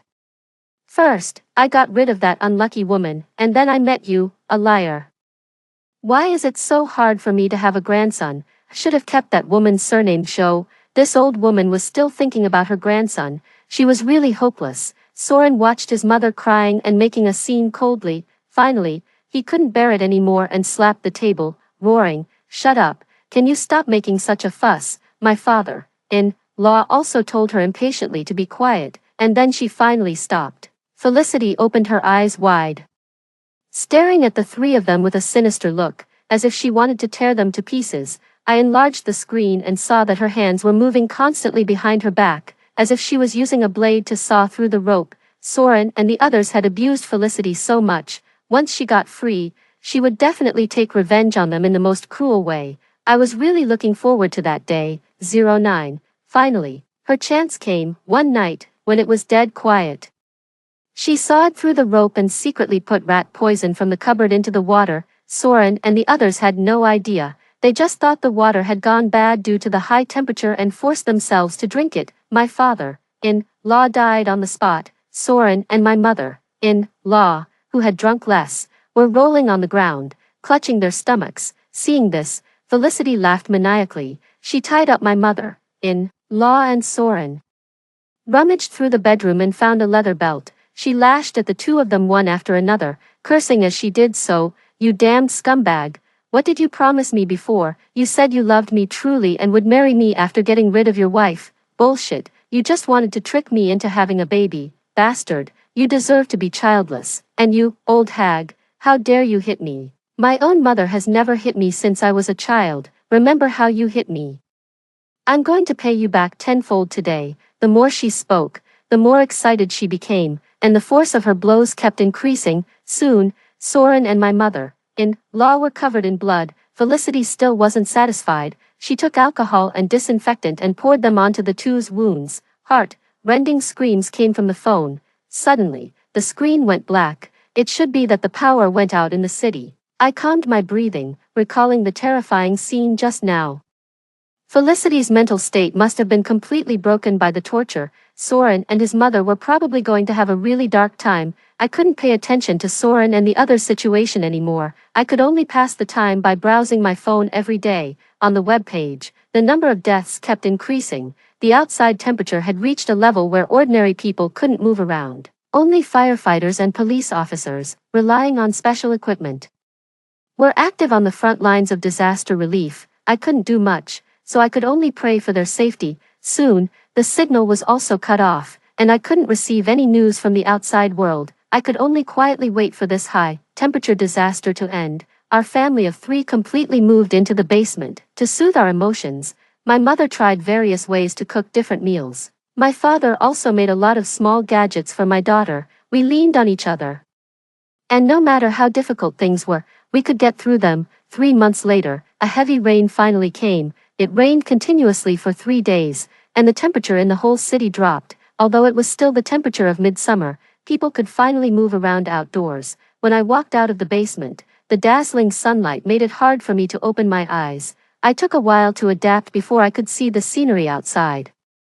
The flowers and plants in the yard had long since withered, and the ground was cracked with seam after seam. Everything had lost its vitality, but people were cheering and celebrating their new life. After a month of restoration, the city resumed its operation, and I received a call from the police station. They told me that when the rescue team arrived at my house, there was only a crazy woman and 3 piles of white bones. After identification, the 3 piles of white bones were exactly Soren and his parents. Felicity, having lived with the 3 corpses for several months, was so scared that she went insane and was sent to a mental hospital. Soren and I hadn't received the divorce certificate yet. Nominally, we were still husband and wife, so it was up to me to handle the aftermath. I entrusted all these matters to the funeral home and didn't inquire about them anymore. Subsequently, I sold the house at home. After finding the real estate agent, I renewed the lease of the villa for a few more months. I called in a decoration team and reinforced the house inside and out. My parents wanted to move the things in the basement upstairs, but I stopped them. "Mom and Dad, I think we still need to stock up on some more things." A few days ago, Daisy sent a picture that was hard to understand, and then there was no more news. I hoped that everything I did wasn't a waste of effort. Story 2. On the night after the college entrance examination, my father asked me to accompany his boss. When my mother found out, she didn't say a word and killed my father with a knife. The day my mother was sent to prison, I bound the killing system. Ding! Every time the host comes into contact with a murderer, they can randomly obtain one of the murderer's skills. A week later, the end of the world arrived. I went on a killing spree in the prison. Just as I crossed the prison gate, a crackling sound of electricity came to my ears. Ding! Congratulations to the host for binding the killing system. Every time you come into contact with a murderer, you can permanently obtain a randomly selected skill. Upon hearing this, I gradually slowed down my steps. The guard in front of me saw that I had stopped and turned back to urge me. "Why aren't you moving? Weren't you going to see your mother?" I silently followed him. In my heart, I listened to the system's voice. "The end of the world will arrive in a week. Please make preparations in advance. After the end of the world begins, the system will issue the first task." My mind began to calculate rapidly. The place with the most murderers is naturally the prison. If what the system said is true, then after the end of the world arrives, the prison will become the safest place for me. 2. Ember. After today, just pretend you don't have a mother like me. My mother sat opposite me through the glass, looking haggard. Her voice came through the phone, a bit choked up. Just as I was about to say something, the system's voice suddenly rang in my ears. "Congratulations to the host for successfully obtaining Camilla's skill, needle threading. The tiny embroidery needle can often only penetrate coarse linen and is easily ignored by people, but in your hands, it can hit the enemy with 100% accuracy. Friendly reminder, when using this skill on men, the damage will increase by 10. I was taken aback when I heard this. Have I obtained my mother's skill? Before she was imprisoned, my mother was a gentle and quiet housewife, and her skill with embroidery needles was often praised by those around her, and this skill from her turned out to be a highly offensive ability. 3. Ember, Ember. The voice came through the phone. I came back to my senses and saw the worried look on my mother's face across the glass. She probably thought I was hurt by her words. The way I was checking the skill in the system just now probably looked like I was possessed by something to the people outside. I was stiff all over and my eyes were dull. I quickly comforted her. Mom, I'm fine. I just got a little distracted for a moment. I'll come again in a few days. This time, I will definitely be able to protect you. After saying that, I hung up the phone and left. When I reached the prison gate, I turned around and stared deeply at this prison. The 3-meter-high thick walls and the electric wires surrounded the prison airtight. When I came here, I just felt that these things were oppressive, but now, in my eyes, they are simply the best protection, for, when I got home, there was still my father's blood on the ground. I sat on the sofa splattered with large patches of blood and flipped through the recent news. I couldn't find the slightest clue about the end of the world, but crises always come quietly. I tried to communicate with the system. What is the end of the world in 7 days? The system's cold voice came, natural disasters and man-made disasters, and zombies surrounding the city. After hearing this, my face became serious. Dealing with zombies is already a headache, and there are actually natural disasters. At this moment, the phone on the table rang. After answering it, a shrill female voice immediately came. Ember, the court's judgment has come down. Your father's house will belong to me from now on. Hurry up and move out. Why don't you go and die with that murderer mother of yours? The one who called was my aunt. After my father died, she couldn't wait to pull some strings to make my mother and me leave the house with nothing. She had been eyeing our family's property for many years. After she finished speaking, she hung up the phone. 5. I looked around this retro small Western-style building. Every bit of it was left to my mother by my grandfather. My father came from a remote mountainous area. When my grandfather was kind enough to let him live in our house, he took advantage of my mother's young age and got her pregnant. My mother was a gentle and introverted person, but she was deceived by my father's honest appearance. After my grandfather passed away, my father immediately changed his attitude. Not only did he keep a mistress outside, but he also wanted me to accompany his boss for the sake of his career. Now, this place has become someone else's property. I couldn't help but laugh at myself. One day, I will take back everything I have lost. 6. I packed up what I could take and put it into the system grid, and exchanged the things that were of no use for cash. Most of the things exchanged for cash were bought by my father. When he lived here before, he liked to buy some flashy things.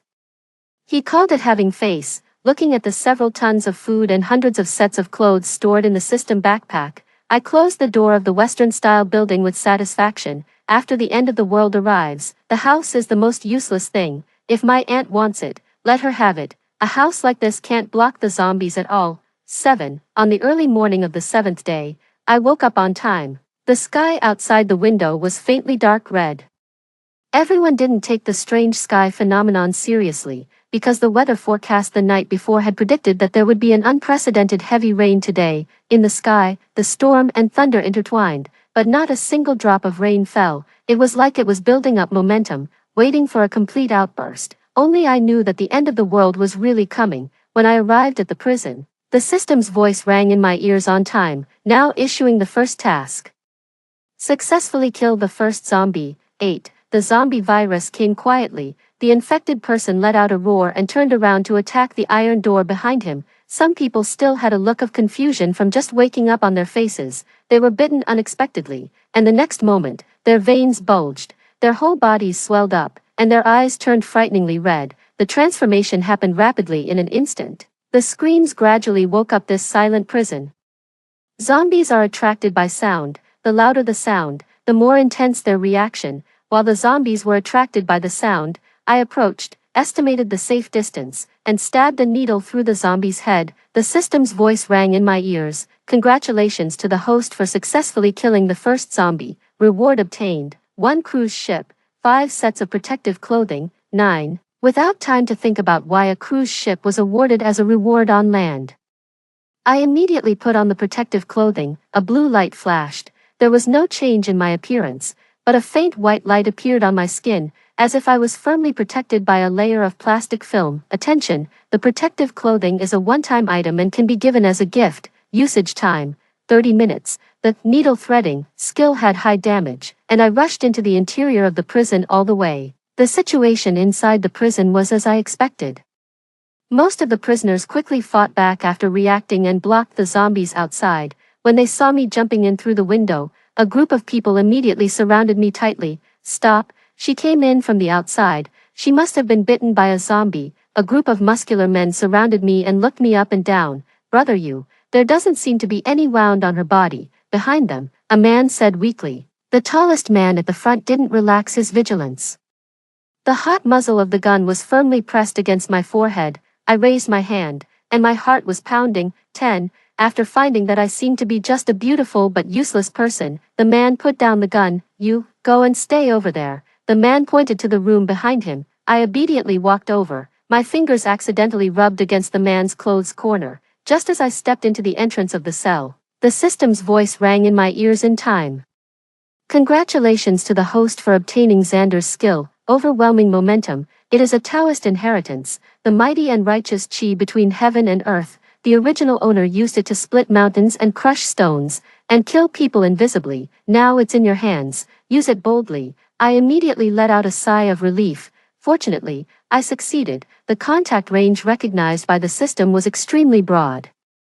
It could be as big as exchanging names or as small as touching the same item at the same time, which would trigger it. 11. After Xander took over the prison, those who didn't obey were all killed. In the early days of the end of the world, the zombies' abilities were not strong. Feeling invincible, Xander began to act tyrannically in the prison with his men. I was one of the first people they targeted. At night, I was pushed into the room. In the room in front of me, besides me, there were also several young and beautiful female prisoners, and Xander was sitting on the bed, roughly choking a female prisoner's neck. Outside the door, a few of his subordinates were looking at the room with lust. Boss, can you let us brothers have a taste after you're done? Hearing this, Xander pushed away the woman who was almost out of breath. You have no ambition, I'll let you play with her. After saying that, he suddenly looked at me. I suddenly met his gaze and understood, saying, You want to play with me? 12. There was a hint of interest in Xander's eyes, and he ordered, Come here.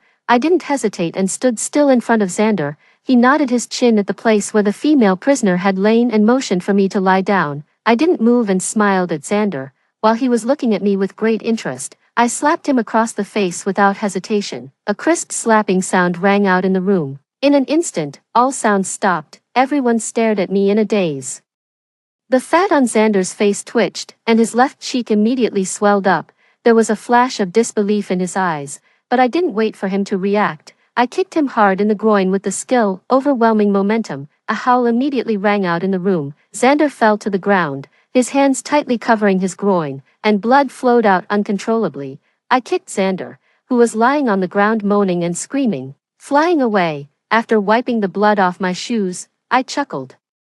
Just you still want to play with me. In the past few days, I had activated more than 20 skills one after another. Now, they were no match for me. The subordinates outside the door seemed to be awakened at this moment and looked at me with fear. 13. The stable situation in the prison immediately underwent a major reshuffle after I killed Xander. Many people took a fancy to my ability and wanted me to be the new leader. I had no interest in managing the prison.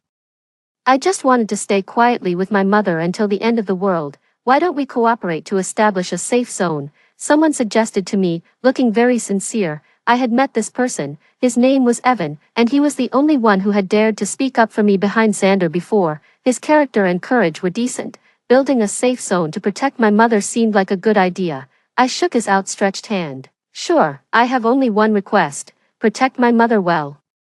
Evan agreed without hesitation. Before entering the prison, he was a talent graduated from a top university in the country. He was very efficient, and with my help, the safe base took shape quickly. Just when I thought everything would be thriving, the system suddenly issued a new task. Extreme survival warning. Please try your best to survive in this challenge. I immediately had a bad feeling. 14. My premonition soon came true. The heavy rain that had been building up in the sky for more than a month finally fell. Like a faucet that had been turned on, the river burst its banks, the earth trembled, and mudslides broke out. In a trance, it gave people the illusion that everyone would die. The prison was located in a low-lying area and was quickly flooded. I immediately used the cruise ship that the system had given me early. The sudden appearance of the cruise ship on the spot didn't arouse anyone's suspicion. The things from the system, when brought into the real world, would automatically affect people's subconscious and seem reasonable. The system's cruise ship was very special. Not only was it large in space, but it also had a renewable power system, so there was no need to worry about water and electricity. After the people from the base came on board, they couldn't take their eyes off it when they saw this place. Autumn, I think I could stay here for the rest of my life. After Evan inspected the cruise ship, he said to me seriously. I immediately shattered his delusion. This cruise ship can only last for a month at most, and there is no food. The things produced by the system all had a shelf life, otherwise, would have taken out the cruise ship long ago. 15. After others left, my mother quietly pulled me. Ember, Mom doesn't need to live in such a good room. Let those who have made high contributions live in it. Hearing this, I immediately held my mother's hand.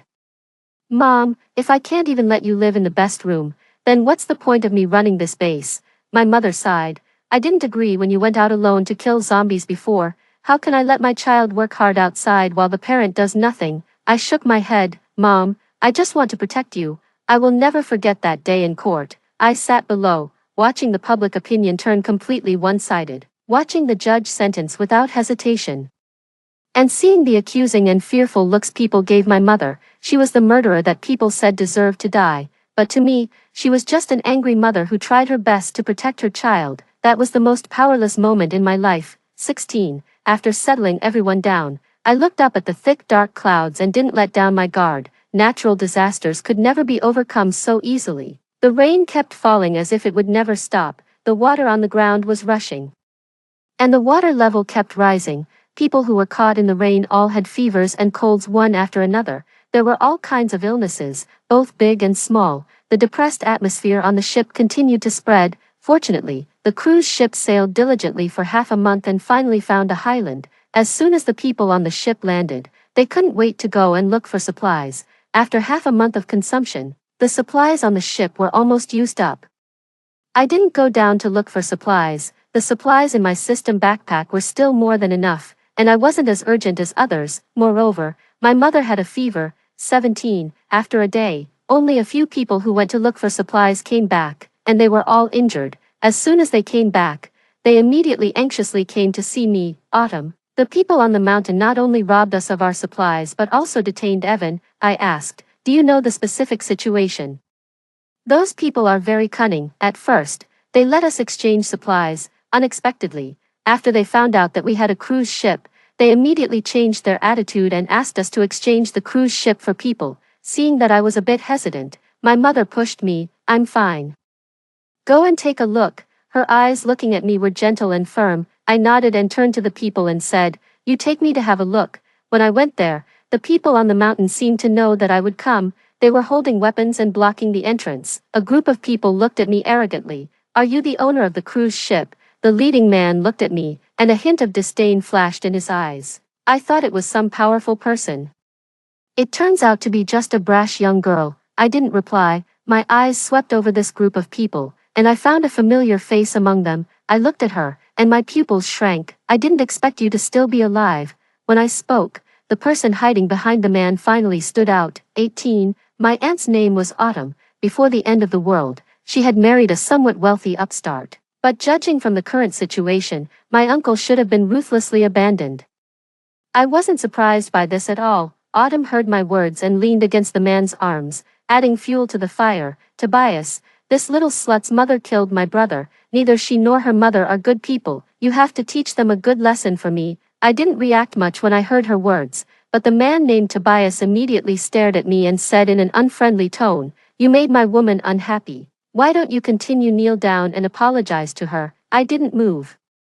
The man suddenly strode towards me and reached out his big hand to grab my head. 19. I nimbly dodged the man and then slapped him on the back of his waist. With a bang, the man was knocked to the ground by me. He seemed to be stunned for a moment. He tried to get up but was firmly stepped on by me. I glanced at Autumn and said in a somewhat casual tone, just in time you're here. We can settle both our old and new scores together.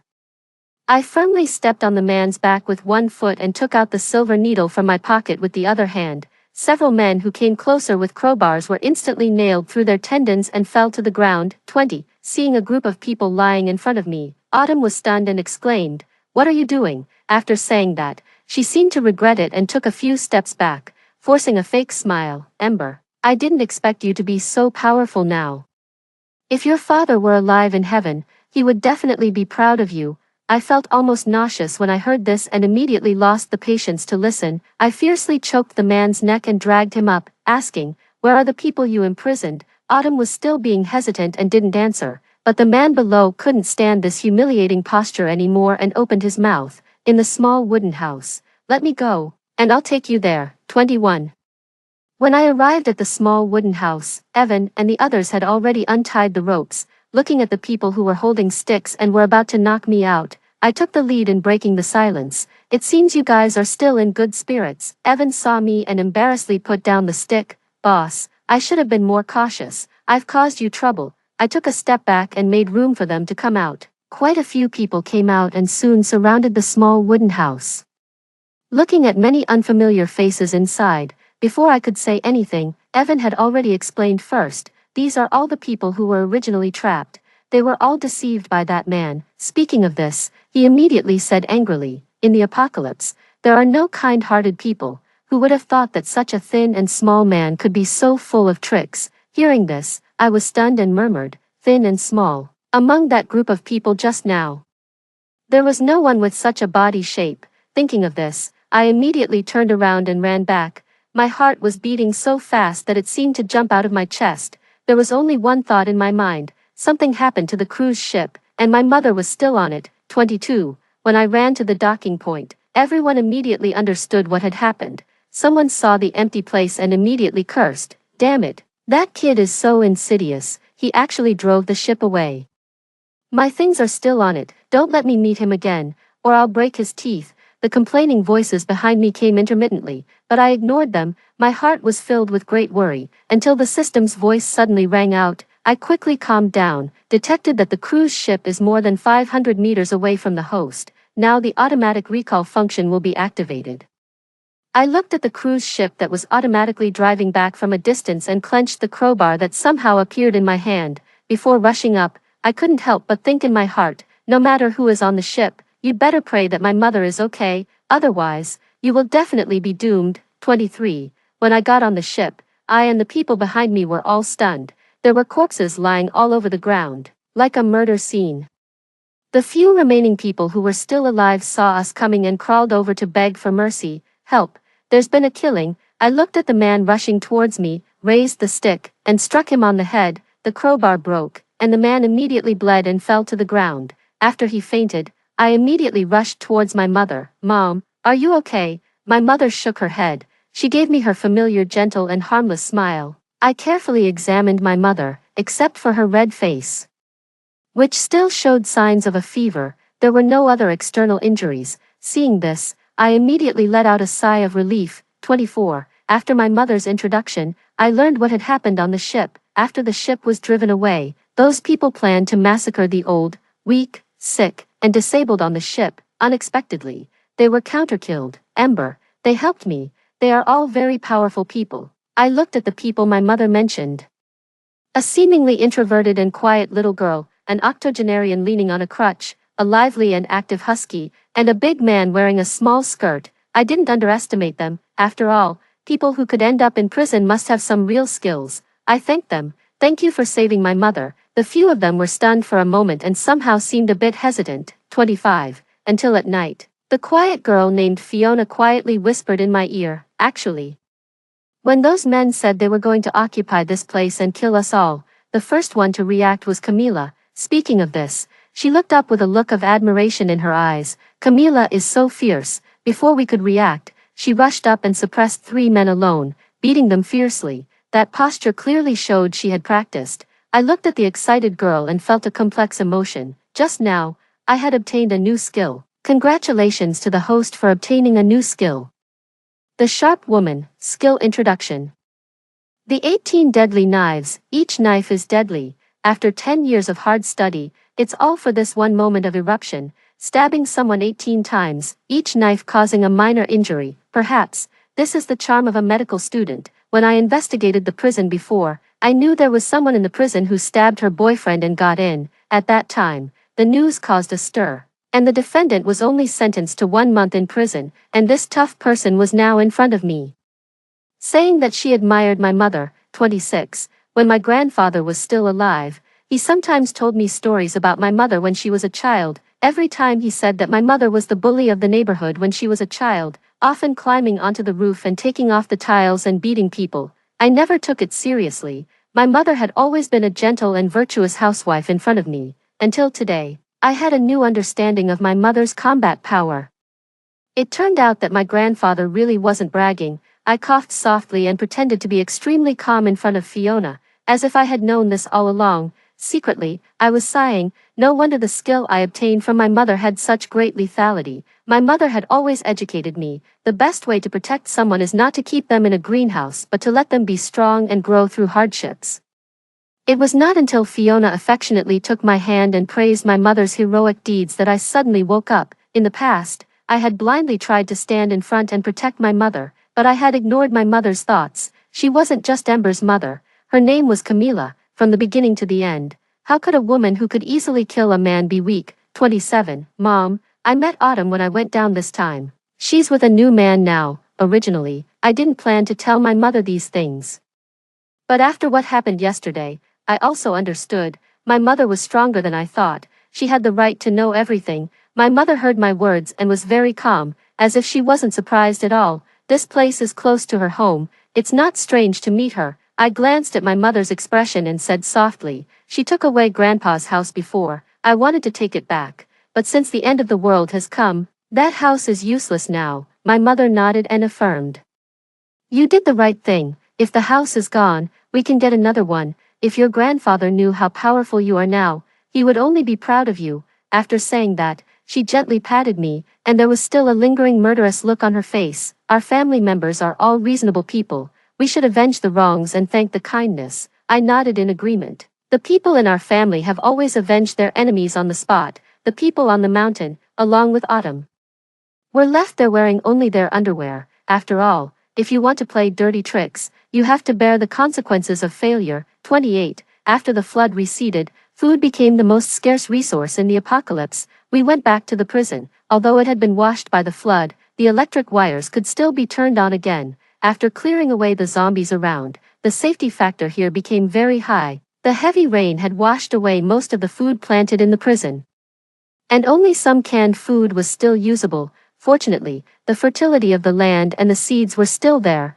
and food could be planted again. In the first year of the apocalypse, natural disasters and zombies appeared frequently, and the safe zone established in the prison gradually became famous. More and more talents were recruited into the prison. When I drove back after clearing the zombies, I heard a crackling sound of gunshots at the prison gate. When I got closer, a bullet swept past my ear. The sudden pain on the side of my face was accompanied by the huge creature that appeared in front of me. 29. Without time to feel the pain, I quickly dodged the strange beast that attacked me. The strange beast was probably about 2 meters long and was a mutated crocodile. When it bit, its sharp teeth were extremely lethal. The bullets shot at it seemed to have no effect. I took out a small knife and swung it at the crocodile. After only a few strokes, there were notches on the knife. This crocodile was even more thick-skinned than I thought. I threw away the knife and quickly avoided the crocodile's open mouth. The mouth with great biting force looked like it could easily swallow me in one bite.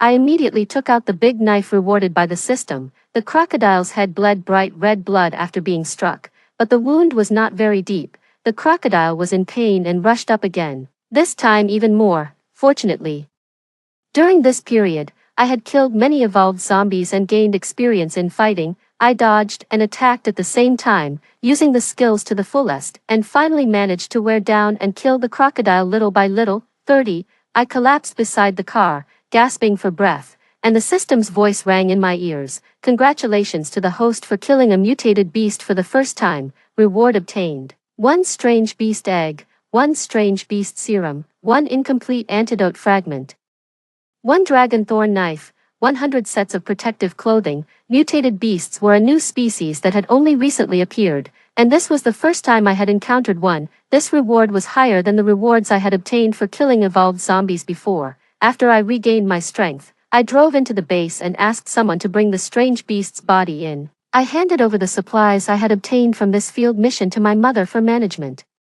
Just after checking the system's rewards, someone suddenly came in from outside and informed me, "Boss, the strange beast you killed has been robbed." 31. The person in charge of escorting the strange beast took me to the warehouse and pointed at the strange beast's body that had been divided up, leaving only its head, and complained, "Those newly arrived people, relying on the fact that they are scientific researchers and using the excuse of saving the apocalypse, have robbed all the supplies they could in our base." I looked at the corpse on the ground and turned to ask, "Where are those people now?" "They are in Area 1 now. They have also occupied the best house." When I went there, those people happened to be arguing with others. An old man among them was holding a supply bag in his hand and refusing to let go, shouting, "We need this for our research. Just hand it over to us obediently." The strong man opposite also refused to give in. He was holding up his skirt with one hand and pointing at the old man while scolding, "Why should I give it to you? This was issued to me by my boss. If you want it, exchange it with your own strength." Seeing this, several men around the old man aggressively prepared to step forward. The strong man was rolling up his skirt and preparing to fight. When he caught a glimpse of me out of the corner of his eyes suddenly lit up. He trotted towards me and changed his burly voice into a sweet girl's voice. "Boss, these people are so unreasonable. You must teach them a lesson." After saying that, he put his hands on his hips and glared at the opposite side, looking like they were doomed. 32. I coughed softly, trying to save my image. "Kieran, I always convince people with reason." Kieran nodded and was about to speak, but was directly interrupted by the opposite side. "You sissy man actually recognize a little girl as your boss. You really have no shame. Is that woman the mistress of someone in your base?" Hearing this, I looked at the old man who spoke. He was wearing a white coat, with a mean face and a sarcastic tone. He was surrounded and protected by several bodyguards, and he was holding a supply bag tightly in his arms. I stopped Kieran, who was about to step forward, and asked him, "Who are you?" After hearing this, the old man introduced himself confidently. "I am Dr. Jet from the Sunshine Laboratory, the person most likely to solve the zombie virus before the end of the world." The Sunshine Laboratory was the most famous laboratory in the world. After he finished speaking, the system prompt also rang in my ear. My expression became serious. After reading the skill introduction, I turned around and ordered the guards, "Throw these people out. Our base doesn't need such people." Congratulations to the host for unlocking Jet's skill. Sneaky tricks, reputation, status, identity, and money can all be stolen. P.S. Do you also want to become a superstar? Kill the original owner, and you can take his place. I was speechless. This was the most useless and disgusting murderer I had ever encountered. 33. Jet struggled violently in the hands of the guards, trying to save himself, and shouted loudly, "You can't touch me. I am a relative of Boss Wesley. Regardless of what boss you're talking about, get out of here quickly." Kieran was holding the recovered supply bag while cursing. The guards were in the middle of throwing people out when they were stopped. "This is someone from Boss Wesley. How dare you move them?" The bodyguards behind surrounded them and looked fierce. I followed behind and asked when I saw this, "Who is Boss Wesley?" I didn't expect that just after I hadn't been back to the base for a month. There were many people I didn't know. Kieran secretly lowered his head and whispered in my ear to explain. "He came from another base last month. His name is Wesley. He brought scientific research resources, so Evan made him a vice captain." The vice captain in the base was equivalent to the mayor level. "He has been acting tyrannically, relying on his status this month." Hearing this, I paused. "Wesley, the one with a dark birthmark on his face and a strong accent?" Kieran nodded in surprise. "Yes. Boss, do you know him?" I gradually showed a meaningful smile. "Speaking of this person, I knew him very well. Before the end of the world, he embezzled public funds, bribed, enslaved his subordinates, and made ill-gotten gains. He also colluded with Autumn and bribed the court to mess up my mother's lawsuit. Most importantly, he was my father's boss." 34. As the saying goes, enemies often meet on a narrow road. Wesley came to our door by himself so openly. If I didn't return some gifts, it wouldn't be reasonable. When I went to find him, Wesley was still drinking red wine happily. When he saw me come in, he even reached out to me in a daze. pretty girl, come and play with me." I held his outstretched hand and whispered in his ear, "Honey, so you're here. Cade said he's been looking for you downstairs for a long time." Cade was the name of my scumbag father. The person in front of me was stunned for a moment, and the confusion in his eyes gradually faded. He sat up straight, opened his small mung bean-sized eyes, and carefully examined me. After a while, he slapped his thigh as if he understood. "It's you." He stood up excitedly, his eyes filled with excited malice. "Let's see what I've found. Are you a gift that Evan gave me?" After saying that, he staggered to his feet, and a stench of alcohol came out when he spoke. "I didn't get you last time. As long as you make me happy this time, you can choose whatever you want from these." He pointed at the mountain of supplies behind him. I was sharp-eyed and clearly saw that more than half of them were the supplies I had just brought, so my things had been robbed by him. Seeing this, I imitated Fiona and gave him a cute and shy smile. 35. When Evan received the news and rushed over in a hurry, what he saw was the scene of me beating Wesley on the ground. I even used the sharp woman skill, specifically targeting the painful spots, until there was a smell of urine in the room.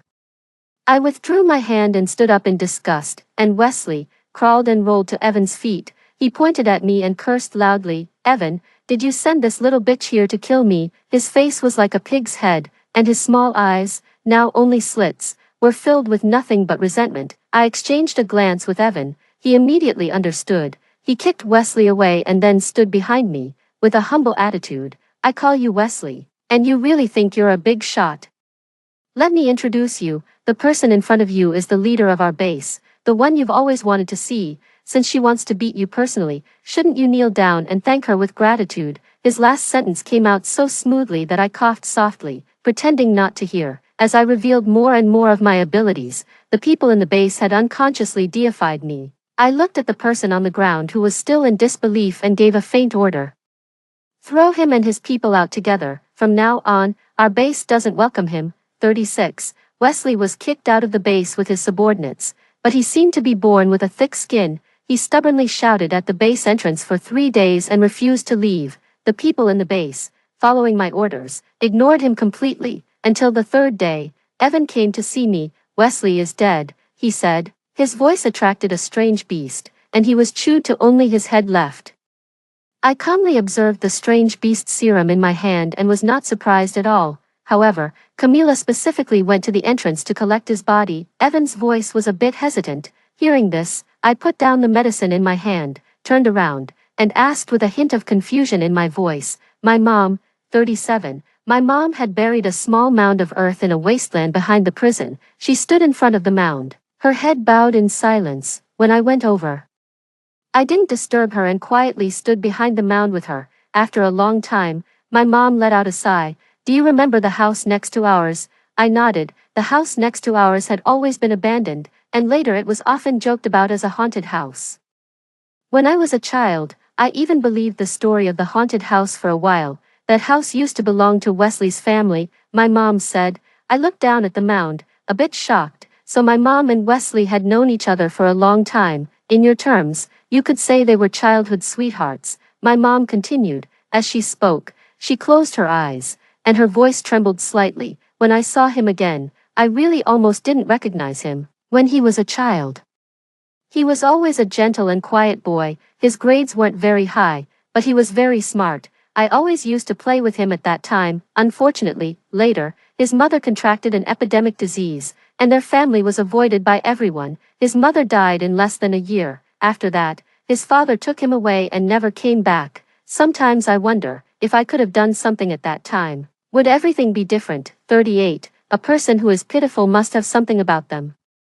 I said softly, "Mom, such a person isn't worth pitying." My mom let out a soft, and said, "I know. Perhaps when Wesley harassed my mom before and colluded with my dad to covet me, he might also have thought of his former self, or perhaps, he had completely turned bad." No one knew what he was thinking in the end. A long sigh buried everything in silence. 39. In the 3rd year of the apocalypse, large-scale disasters broke out. Zombies surrounded the city, and the world's population plummeted. The incomplete antidote and strange beast serum that I had been collecting finally became almost complete. After getting the complete antidote, I finally saw the origin of the zombies. The initial zombie virus originated from animals. At first, people all thought it was just a simple flu. Their lack of attention to containment allowed the people who ate the meat of those animals to all mutate. Later, the mutated people were controlled by a nerve virus. Ate raw meat, and couldn't be killed even if their hearts were pierced. They were like zombies. This was also the reason why the laboratory had no progress in researching on zombies and humans. But now, the antidote finally had progress. As long as these were handed over to professional scientific researchers, the antidote could be developed soon. People had become proficient at avoiding natural disasters and were about to solve the threats of zombies and strange beasts. Humanity, which had been struggling in the apocalypse, was about to welcome the dawn. Anyone who knew these news would feel extremely happy, but at this moment, I was just staring blankly at the antidote in my hand and asking, "System, what exactly are you?" This was the first time I had become curious about the system's identity. If it weren't for the system, I might have also become a tiny dust crushed by the natural disasters. And the apocalypse, presumably, wouldn't end so soon. 40, ding.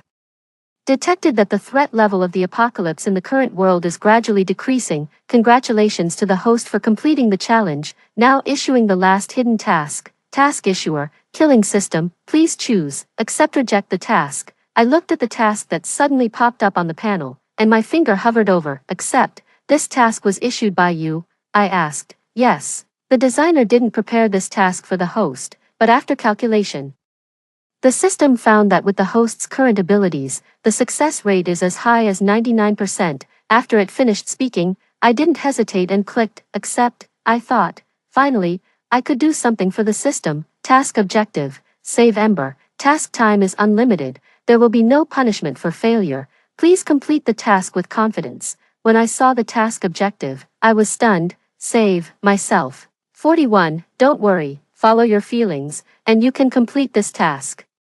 After the task is successful, the system will send you back. After the system finished this sentence, it completely disappeared, and I looked at the familiar environment in front of me. This was my grandfather's small Western style building. Everything was the same as before. Even on the sofa and carpet, there were dark red bloodstains that seemed to have solidified for a long time. I walked up the stairs and all the way to the door of my room. Since I stood here, there had been an inexplicable impulse in my heart. This time, a different scene finally appeared inside the door. In a pure white space, a sleeping woman was lying. Her hair was completely white. Countless transparent test tubes were connected to her brain. Her body was old and full of wrinkles, like a mummy. I suddenly felt a surge of sadness. 42, don't cry, this was my choice. A gentle female voice came from the screen in front of me. I already know everything from the data. You saved your mother and also saved the apocalypse. Parallel worlds me, you've done a great job. I gently stroked the old face in front of me and asked, can I save you? The voice smiled softly, with a hint of relief. The killing system was made with my memories. It took the initiative to bring you here. I'm really sorry. However, you've erased all the things I regretted, and I will be with the life I've dedicated my life to researching forever. 43. I had a dream. In the dream, I became the friend of a little girl. I helped her parents get a divorce, took back the small Western style building, and drove away all the people who bullied their mother and daughter. I accompanied the little girl to grow up day by day and watched her become a genius in the field of physics. The little girl was extremely talented and discovered the existence of parallel worlds. In order to help herself in another world, she exhausted all her efforts and created a new life. What should we name it? A fool? Okay, let's call it the killing system. 44. When I woke up from the dream, the person in front of me closed her eyes with a smile. A very faint voice that was about to dissipate came from my ear. Thank you for giving the host a beautiful dream. I gently, the scene in front of me changed, and I returned to the house in the base. People's faces were filled with the joy of the end of the apocalypse. After the apocalypse, people threw themselves into one infrastructure project after another. Everything before seemed like a dream. I held the last bit of electronic components in my hand, looking up at the clear blue sky. Suddenly, a voice came from the distance. Ember, where have you been again? Come quickly, we're going home. After the end of the apocalypse, my family's small Western style building had been rebuilt. Civilization was also reviving. Perhaps in a few years, I could still go to college. I'm coming. In the setting sun, I turned around and ran towards my mother. The shadow behind me was stretched very long. I rushed into that person's arms quickly, like the wind. As expected, a gentle scolding came to my ears. Run slowly. There's no rush, I gently agreed. Yes, there's no rush. Story 2. Having been reborn just before the apocalypse, I thoroughly stocked up and fortified my small supermarket. I waited for the malicious school beauty and her 3 brothers, who doted on their younger sisters to an extreme, to come knocking on my door. In my previous life, they blindly protected their sister, smashed up my supermarket, stole my supplies, and watched as I was pushed into a horde of zombies by the malicious school beauty. It wasn't until the zombies had torn my clothes and flesh that they noticed the birthmark on my body and their expressions turned to horror. It turned out I was their real younger sister. I died just a second before the zombie serum was injected into my body. In the last moments before my death, I endured the excruciating pain of being torn and gnawed at by zombies. If the school beauty hadn't brought her brothers that day to destroy my supermarket, steal my supplies, and push me towards the zombie horde, I wouldn't have been devoured by zombies and died with my eyes wide open. If I could do it all over again, I would definitely make her pay a painful price. Perhaps it was divine pity, but when I opened my eyes again, I found myself reborn. I had returned to 5 days before the outbreak of the zombie virus. I suppressed the excitement in my heart and quickly calmed myself down, sorting through my memories of my past life. In 5 days, a disaster that even scientists could not explain would erupt. The zombie virus. This virus spread incredibly fast and was uncontrollable. Infected people would lose their minds, wandering and biting like the walking dead. Those who were bitten would also turn into zombies. However, 2 months later, scientists developed a serum and a vaccine. The serum could initially control the spread of the virus and help the infected regain their senses. But those with severe limb loss and organ damage could not be saved. Like me, in my previous life, I shuddered as I recalled the intense pain of being bitten by zombies in my past life. I took a deep breath to calm myself, looking at the small supermarket left to me by my mother. I knew that my immediate task was to fortify the doors and windows and stock up on supplies. Today was Monday, and I skipped school to go directly to the city's largest market to buy food.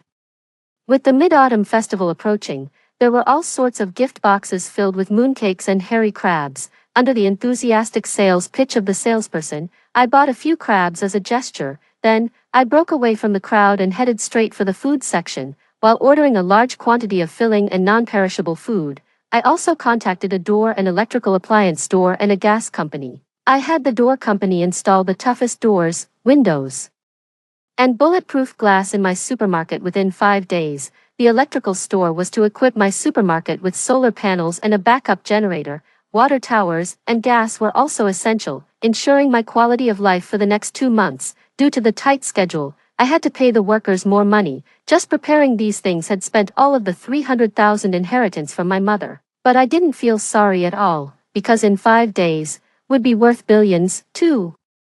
I spent 5 days gathering various supplies and arming my small supermarket. These 5 days made me profoundly realize that money truly is omnipotent. My small supermarket is now indestructible. The supplies stored could last not just for 2 months, but even for a year if needed for eating and drinking. This was the first time I had been so extravagant, and the feeling of buying without looking at prices was exhilarating. I watched the time.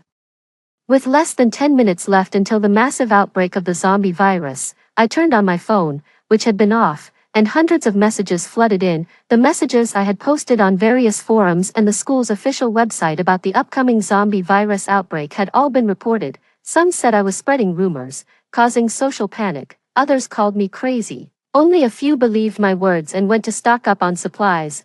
There was little time left, and that was all I could do. But what I really wanted to see wasn't this. I opened WeChat, and over these 5 days, a girl named Mila had sent me many messages, but her messages were not out of concern. They were full of insults. How dare you ignore Miss Mila's messages? You wait, I'll make you regret it. The paragraphs translate to, do you think I'll let you off just because you didn't come to school? Sophia, you dare to hide from me. Do you want to drink toilet water again? You're done for today.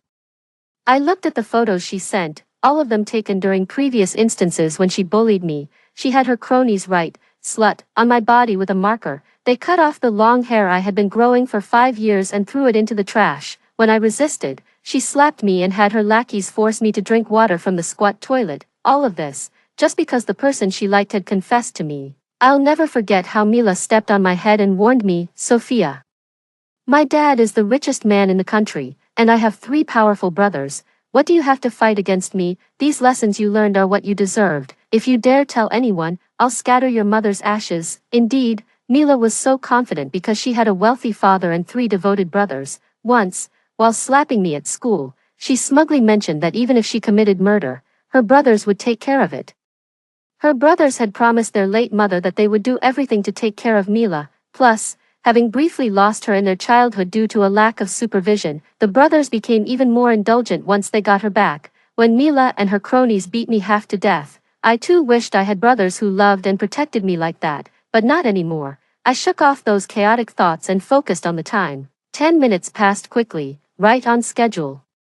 A series of screams came from outside. My classmates had turned into zombies, attacking each other. In the crowd, Mila was escorted to a Porsche by a group of men in black. My small store was on the route Mila took home. I moved a lounge chair, sat in front of the store's bulletproof glass door with my legs crossed, and enjoyed Lake Harry crabs and Haagen-Dazs ice cream. As Mila's car passed by my store, I smiled and gave her the middle finger. My action, as expected, infuriated Mila.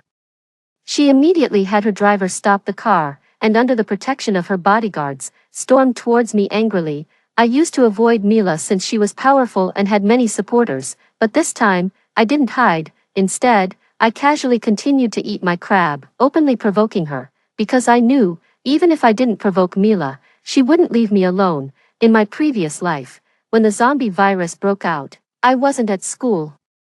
The day before, Mila and her group had dunked me in a toilet, leaving me soaking wet and feverish, so I had taken the day off. Later, I faintly heard screams outside. When I peeked out, Mila happened to see me, just like now. She stopped her car and smashed up my store with a smug smile. However, this time, there was no smile on her face. Enraged by my provocation, Mila kicked the store door furiously. She glared at me venomously. Sophia, have you grown a lion's heart and a leopard's daring? Daring to flip me off, I shifted to a more comfortable position and flipped her off with both fingers. So what, if you dare, come in and hit me. I saw Mila's face contort with fury. She gritted her teeth and yelled at her bodyguards. What are you standing there for? Smash her door down. I was unconcerned. As the bodyguards attempted to ram the door, I continued to savor my crab. Who are they kidding? The bulletproof glass and reinforced security door I had installed at great expense wouldn't budge under human force, let alone a small car. I watched, grinning, as the bodyguards rammed the door several times to no effect. I smiled cheekily at Mila. Is that all you've got? Mila, fuming, her face turned green. Mila pulled out her phone and dialed a number, venomously warning me, Sophia, you just wait, I'll make you regret this. I'll have you wait, I'm calling my big brother right now. I don't believe a special forces armored vehicle can't break through your lousy supermarket, she threatened. I was actually waiting for her to say this. After all, in my previous life, the first person to notice my birthmark was Timothy's eldest brother, but with my current identity, I couldn't get close to him. It wasn't long after Mila's call that I saw several armored vehicles driving towards me. A squad of fully armed special soldiers disembarked, led by a tall and handsome officer. It was Mila's big brother, Victor, who joined the special forces to protect his sister. I saw Mila running up to him and throwing herself into Victor's arms. Big brother, you've finally arrived. It's this Sophia, she spread the zombie virus and killed everyone, Mila accused. I was so angered I almost laughed. Mila, you really don't prepare your lies. Mila clung to Victor's hand, continuously slandering me. Lying, Sophia. Wasn't it just 5 days ago you spread doomsday rhetoric at school? If it wasn't you, why would you have stockpiled supplies and replaced the supermarket windows with bulletproof glass? As soon as Mila finished speaking, I felt Victor's gaze on me turn icy cold. I saw Victor step forward and push on the door of my little supermarket, his expression turning grave. It really is bulletproof glass. It seems you can't be separated from this virus outbreak. I order you to open the door immediately. I glanced at Mila, who was protected behind him. Remembered how in my past life Mila had pushed me out and he hadn't stopped her, and felt a surge of grievance and sadness. Without a word, and Mila, confident in her backing, continued to incite Victor. Big brother, she's guilty, she definitely won't open the door. Why don't we just break it down? Victor agreed with Mila's suggestion and looked back at me, saying, I'll count to 3, and if you don't open the door, I'll break it down. I took a deep breath, calming myself down. Then I said to Victor, "No need to trouble yourself, officer, I'll open the door myself." With that, I opened the door. Several Special Forces soldiers in protective gear immediately rushed forward and pinned me to the ground like a terrorist. Mila made a triumphant face at me. "Now you know how formidable my big brother is. Serves you right." I saw Victor affectionately pat Mila's head and felt the irony. I couldn't help but snicker. "Your big brother, did you guys ever do a paternity test? Is that birthmark on you real?" Victor, a Special Forces soldier, immediately caught the significance of my words. "A birthmark? How do you know about the birthmark?" After all, only Timothy's family knew about the birthmark on the inside of the arm of Timothy's youngest daughter. Hearing Victor ask about the birthmark, Mila's face turned pale. She tried to interrupt my conversation with Victor. "Big brother, don't listen to her nonsense. This wretch is just trying to drive a wedge between us." As she spoke, she even stretched out a foot to step on my face, but I knew Victor, a meticulous soldier, would definitely dig deeper once he became suspicious. Sure enough, Victor pulled Mila back, who was about to kick me. "Sister, wait a moment, I have a few questions for her." He waved his hand, signaling his men to let go of me. I dusted myself off and stood up, feeling no gratitude. After all, if it weren't for his indulgence in the past life, Mila wouldn't dare to push me into a crowd of zombies. At this moment, I looked at Mila, who was sweating profusely, and didn't rush to reveal the truth. I was waiting for the arrival of Timothy's second eldest brother. Sure enough, just as Victor signaled me to continue, the sound of helicopter blades interrupted his questioning. Outside the supermarket, a well-dressed, handsome man came walking down. It was Mila's older brother, William, a financial tycoon who had chosen to go into business to provide a prosperous life for his sister. I wasn't surprised to see Mila's worry turn into joy as she threw herself into William's arms. "Big brother, why did you take so long? This woman spread the zombie virus and I caught her. She even tried to drive a wedge between us." I was so scared. Before I could retort, William grabbed me by the collar and flung me violently toward the shelves, the room temperature milk and drinks, which I had neatly arranged just the day before, crashed down on my head and scattered all over the floor. Trembling, I wiped the blood from my face. In my heart, there was a sense of suffocation from being unable to fight back, mixed with a strange thrill. "Go on, keep hitting me." I couldn't wait to see the expression on William's face when he discovered the truth. Among the three brothers in Timothy's family, William was the one most blindly indulgent towards his sister. Victor was a soldier and somewhat reasonable, but this financial magnate, used to deceit in the business world, seemed to lack that baseline of decency. When it came to his sister, he was unreasonably protective to the extreme. Just like now, William looked at me as if I were trash. He took out a handkerchief, wiped his hands under his gold-rimmed glasses, his eyes fierce, but his words were polite and refined. "Sorry, I lost my temper for a moment. After all, the way you looked at my sister was asking for it." Hearing this, Mila, hiding behind William, smirked triumphantly at me. "Big brother, I knew you loved me the most. I love you to death." I watched William affectionately pat Mila on the head, and then glanced at Victor, who chose to ignore William's actions. My vision began to blur, despite feeling nauseous from a concussion and in pain as if run over by a truck. I bravely faced the cold stares of William and Victor without showing any weakness. Their looks were just like those of the lackeys who bullied me alongside Mila. William was the most blindly indulgent brother. What would his reaction be when he realized that he was bullying his own sister? But I still didn't rush to reveal the truth.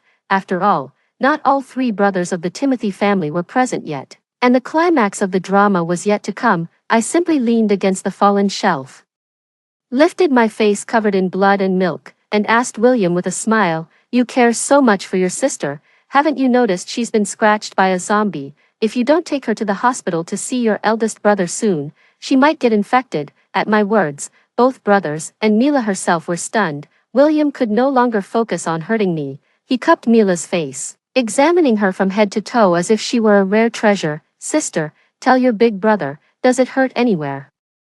The usually stern-faced Victor also showed concern. His military attention to detail made him quickly notice the wounds on Mila. He took Mila's hand gently, checking it carefully, then his expression drastically changed. I caught a glimpse of Mila, cradled protectively in her brother's hands, looking utterly bewildered. Indeed, in her past life, she had never noticed the slight scratch on the back of her hand.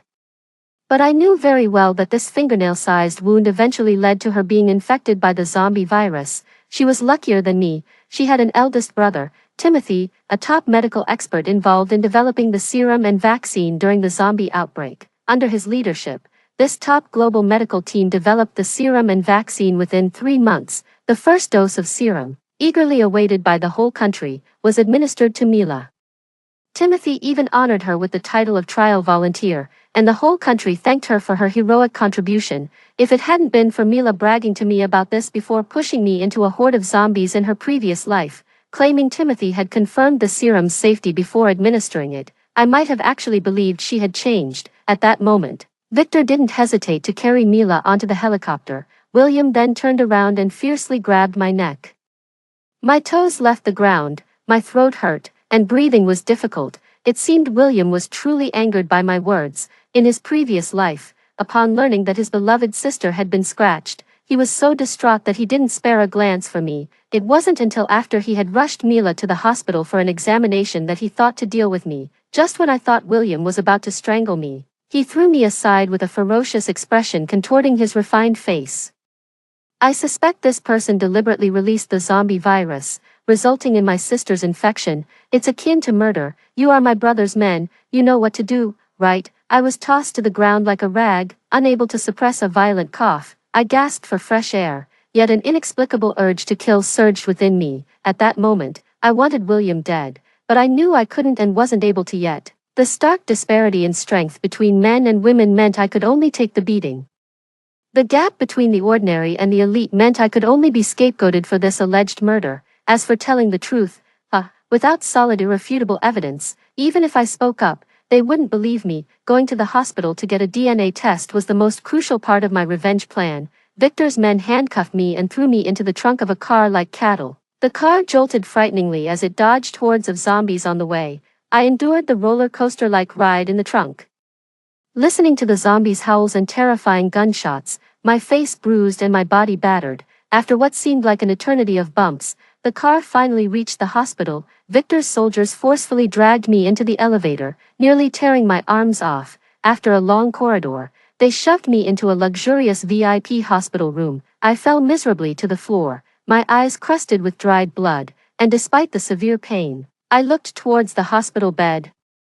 3 handsome men stood around the bed, looking worriedly at Mila. One of them, a refined and elegant doctor in a white coat, was tenderly disinfecting and bandaging Mila's hand. This was Mila's third brother, Timothy, who had become a doctor and the director of the city's largest private hospital to ensure his sister lived a pain-free life. Seeing me, Mila was agitated. She clung to Timothy, pointing at me and crying, "Brother, it was her. This wretched woman pushed me towards the zombies and caused me to be scratched. Am I going to die?" I watched as Timothy gently soothed Mila. "Don't be scared, Mila, I've already sprayed you with the suppressant. The world's top scientific teams are here, and the serum will be developed soon. Don't worry, I won't let anything happen to you." Then, Timothy looked over at me, his face usually gentle and compassionate when dealing with patients, now showing cold disdain. I never thought there could be such a malicious woman. His gaze lingered on me, noticing my injuries, his inherent compassion causing him to frown briefly before quickly looking away, facing Timothy, who in a past life had shown me a bit of kindness by hurriedly bandaging my wounds. I felt a sudden pang in my nose. I instinctively tried to defend myself but was cut off by William's kick. He furiously kicked me in the abdomen without any mercy. I was thrown hard against the wall, the intense pain leaving me unable to even scream. Shivering, I hugged my stomach and curled up at the base of the wall, unable to get up again. How ruthless! Even though I knew the kick was coming, my injured body couldn't fully dodge it. Fortunately, I adjusted my position so that unlike in my past life when 3 ribs were broken, this time the force was all on my stomach. It looked terrible, but the pain was much less. Seeing me defeated, Mila clapped frantically from her hospital bed, flashing me a triumphant smile. Big bro kicked her well. This wench totally had it coming. Encouraged by her praise, William looked at me with a steely gaze, more fired up than before. "Beating her is too mild. Such a malicious woman should be thrown to the zombies." At these words, Mila's eyes sparkled with excitement, and her gaze toward me turned venomous. "You're right, big bro. Let's throw her out to the zombies." "No wait, it's my birthday today. I should do it myself to really feel satisfied," she said, rolling up her sleeves and attempting to get out of the bed. I couldn't help but sneer internally. Mila had been wanting to do this all along. She was desperate to kill me to silence me. If it weren't for the zombie virus outbreak, today would have been her 20th birthday, the day she was supposed to inherit billions from Timothy's family. At this critical moment, I was about to expose her true identity, and it was no surprise she wanted me dead. My gaze swept past Victor, whose first reaction to the suggestion was a frown, but he eventually remained silent. I knew he was hesitant. His military discipline made him uncomfortable with punishing a suspect without due process. But today was his beloved sister's birthday, a request from her that he couldn't refuse. I glanced at Timothy, who was holding Mila back from getting out of the bed, pretending to scold her. Mila, you don't need to dirty your hands, your brothers will handle it. Watching their united front, all ready to feed me to the zombies, I clutched my aching stomach and burst into loud laughter. My laughter caught their attention, and Victor was the first to confront me, his demeanor growing colder. What are you laughing at? Bearing the pain.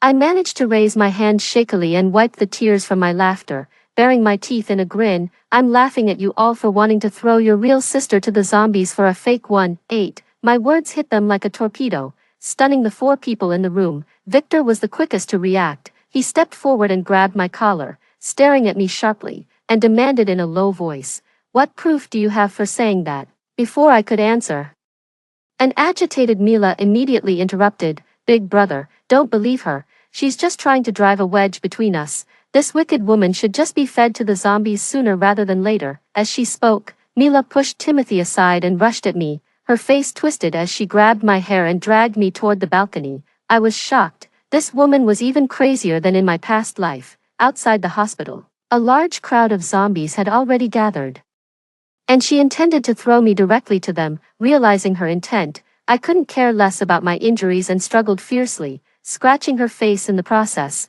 "You bitch, how dare you ruin my face?" The 3 who had been merely watching until now couldn't stand by any longer. William reacted the fastest, rushing over to push me away with such force that I almost fell off the balcony. I clenched my teeth, holding back any cries of pain, my hands tightly gripping the balcony's edge. My gaze landing on a stunned Victor. During my struggle with Mila, she had torn my clothes. If only the timing had been right, I would have laughed out loud. Little did Mila know, she had inadvertently revealed my birthmark herself. At that moment, Victor was staring intensely at the inside of my arm, at the torn spot. He had finally noticed my birthmark. Mila saw it too, her pupils shrinking, her face draining of color. Now she was truly panicked, pushing William aside, her eyes red as she rushed at me again, her face contorted in rage as she aimed a kick at my head. "Bitch, go die." Her foot barely missed my face, but the next second, Victor pulled her away. Mila fell hard to the ground, her face bloodied, but Victor didn't spare her another glance. My body hung over the edge of the balcony, and he was holding onto my hand tightly. "Don't let go, hold tight to me." Timothy, with his keen eyes, noticed in shock, his eyes widened, and he scrambled and crawled over to me, grabbing my other hand. Only William was still in the dark because, from start to finish, his eyes were only on Mila, his precious little sister. At that moment, he was holding the injured Mila in his arms, seemingly talking to Victor, but his eyes, filled with hostility, were fixed on me. "Big brother, have you all gone mad? You believe what this wretch says." However, this time neither Victor nor Timothy paid him any heed. Victor, with his impressive strength, easily pulled me back from the edge of the balcony. Timothy, donned in his white coat, immediately carried me back to the hospital room. Only when I lay down safely did my heart start racing wildly. I admit, there was an element of gambling in what I did. Had there been any slight mishap, I would have been doomed. But thankfully, fortune was on my side. Mila's attempt had backfired spectacularly. Her eagerness to eliminate me only raised Victor's suspicions. Had it not been for his military background, he might have wanted to tear my clothes off to check for himself right then and there. As I was calming myself, Timothy took my hand and twisted my arm around. My birthmark was fully exposed. This time it was clearly visible, and Timothy's voice trembled as he spoke. How do you have this birthmark?" His voice was loud, drawing William's attention as well. Mila's face turned as white as a sheet. She probably never imagined from the start that I was the legitimate young lady of Timothy's family. She instinctively tightened her grip on William's hand, positioning herself to block his view, trying to salvage the situation. "Second brother, listen to me. She's a fraud. I told her about the birthmark at school before. She must have faked it somehow, but this time, William, who usually indulged his sister, did not spare her another glance. He moved past Mila to my bedside. And upon seeing the birthmark on my arm, his face first registered shock, then suspicion. Big brother, third brother, Mila does have a point, although the site of her birthmark was burnt and cannot be verified. But don't forget, Mila has undergone DNA testing. Mila's eyes lit up at this, nodding vigorously. Yes, before Dad passed away, I had a paternity test with him. There's no way it's fake. As the situation unfolded just as I had hoped, drawing attention to the DNA. A slight smile curled at the corners of my mouth. The test results were indeed real, but that doesn't mean the samples tested were actually from Mila. Mila's mother worked as a maid for Timothy's family. 5 years after my disappearance, her nanny mother harbored ill intentions. She burned the inside of Mila's arm, claiming the birthmark was destroyed, and then, taking advantage of her position, collected hair samples from William and others to send for testing.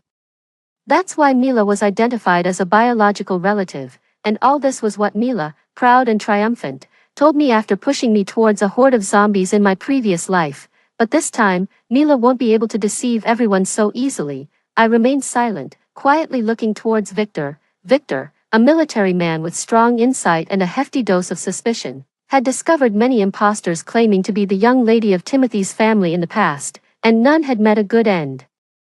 Especially since his beloved sister Mila had just slandered me as a criminal spreading a zombie virus. If I had shown my birthmark in the mini-market, Mila would only have to say, "She mentioned the birthmark to me before." This wretch must have remembered and possibly tattooed it on. Then, with Victor's suspicions and William's intervention, I would have had no chance to verify the DNA. Now, however, Mila had been too eager to silence me.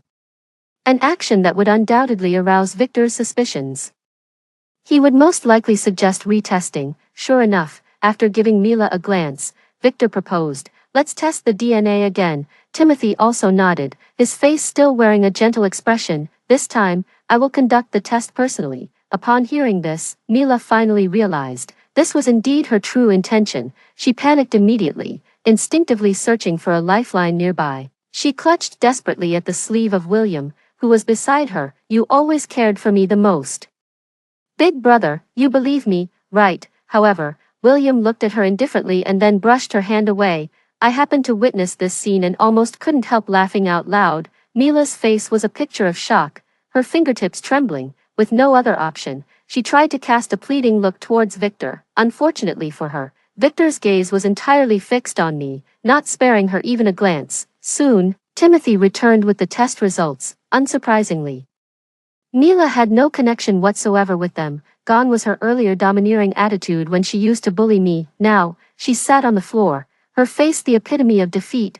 William, too, was momentarily dazed upon hearing the results, but he quickly regained his composure. He glanced at the marks on my neck and adjusted his skewed wire-rimmed glasses. Then, suddenly, he knelt before my hospital bed. "I'm sorry, little sister, I was wrong. Today is your birthday.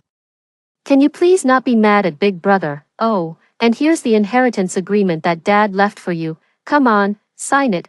William eagerly pulled out the billion-dollar inheritance agreement, flipping it open to the page where I needed to sign. He even thoughtfully brought me the ink pad and pen. Looking at the inheritance agreement, I compliantly began to sign. As for forgiving him, I didn't even bring it up. After signing, I looked up at Mila. Mila was staring intensely at me, her eyes full of reluctance. After all, she and her mother had schemed for so long just for this vast inheritance, but now, their hopes were dashed. Seeing Mila's breathing become erratic, I sensed something was wrong. Sure enough, the next second she lunged at me with a ferocious expression. "That's mine, you wretch." But before she could even touch my clothes, Victor had already pinned her down on the floor. Her mouth violently hit the floor, knocking out 2 of her front teeth.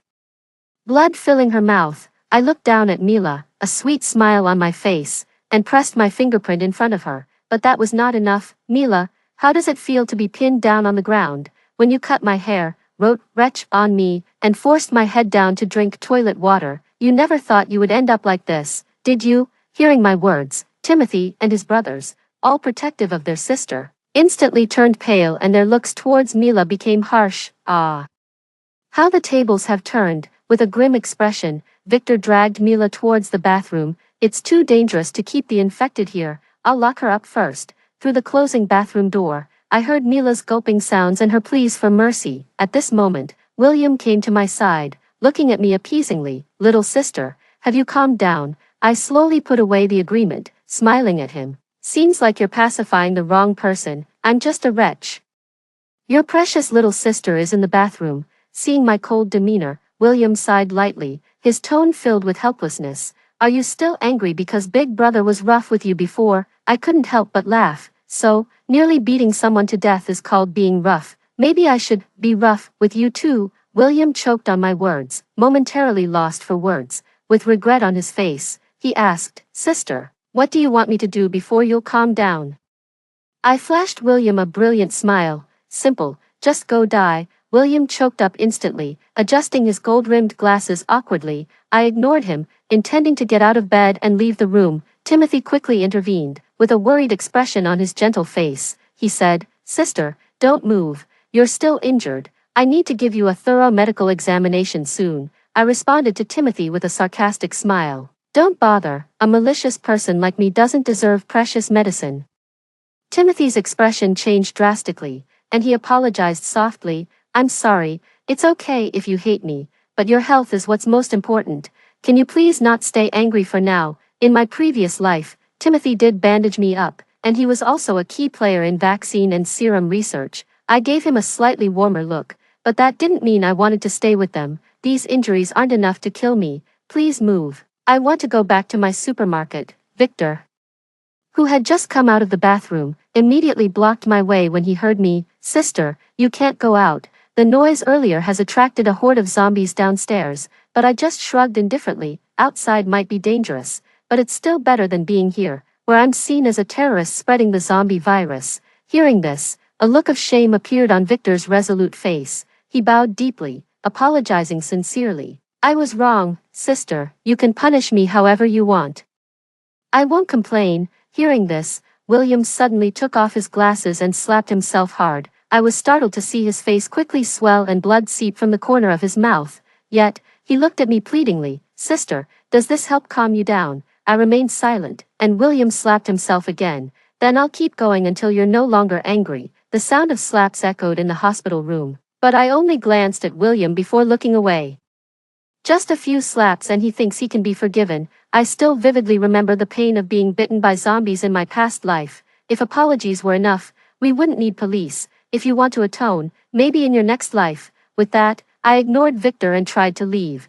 But after only a few steps, I felt dizzy and began to falter uncontrollably. I heard 3 anxious voices calling out, Sister. Then I knew nothing more. When I woke up again, I found all my wounds were properly bandaged. Dressed in a clean hospital gown, I lay in a VIP hospital room that could rival a 5-star hotel. 3 exhausted-looking figures stayed by my bedside, appearing as if they hadn't slept all night. Seeing me awake, they crowded around like large dogs, fussing over me with concern. Victor, with his usually icy demeanor, showed a touch of worry. Sister, does it still hurt? William, with a fading handprint on his scholarly face, asked cautiously. Sister, do you still feel dizzy? Timothy, pushing the others aside, brought a bowl of porridge to me. Sophia, you must be hungry, right? Have some bird's nest porridge to replenish your strength. Looking at the thick, milky porridge, fragrant and undoubtedly expensive, I didn't hesitate to dig in. After taking the bowl, I started eating. Having had the porridge, I felt my strength was almost fully restored. It seems that during the time I was unconscious, Timothy must have used the best medicine on me. Now my head isn't spinning anymore, though the wounds on my body still hurt. However, it didn't hinder my movement. I rolled out of bed, put on my shoes, and prepared to leave. Timothy hurriedly stopped me. Sophia, you need to rest now. Don't move around. I pushed him away expressionlessly. No need. Step aside. I want to go home. Hearing this, Victor looked troubled. Sister, if you're uncomfortable staying here, I'll take you back to our place. I scoffed. That's Timothy's family's place, not my home. My home is that small supermarket you almost ran over. That small supermarket was my foster mother's pride and joy. I had also invested $300,000 to reinforce it and stocked it with many supplies. From the beginning, I only planned to take refuge in my small supermarket. Hearing me say this, the 3 of them, Victor included, showed faces full of guilt, rightly so. Before our mother passed away, they swore to protect me, but not only did they fail to protect me, they almost got me killed. Now, how could they have the face to stop me? Victor sighed, as if he had made a decision. All right, I'll take you. But the thought of Victor having me thrown into the trunk of a car, jostling my injured body, infuriated me. No need, I can't enjoy such hospitality. Seeing that I refused Victor, William immediately pulled Victor aside. Right, Big Brother's armored car is really uncomfortable to sit in. Sister, why don't you take the second brother's helicopter? I completely ignored William and looked towards Timothy, who had shown me a bit of kindness before I died in my previous life. Hey, you take me. I saw Timothy obviously startled for a moment. While Victor and William both cast envious and jealous glances at him, Timothy's face broke into a flattered smile and he said to me, all right, I'll arrange it right away. I went to the small supermarket in Timothy's Bentley. Victor's armored vehicles cleared the way for us, drawing away the zombies in the area. William's helicopter hovered above our heads. However, when I saw the small supermarket, I was taken aback. My small supermarket had completely transformed. What was once a messy store was now clean and tidy, with Victor's men moving in sturdy new shelves.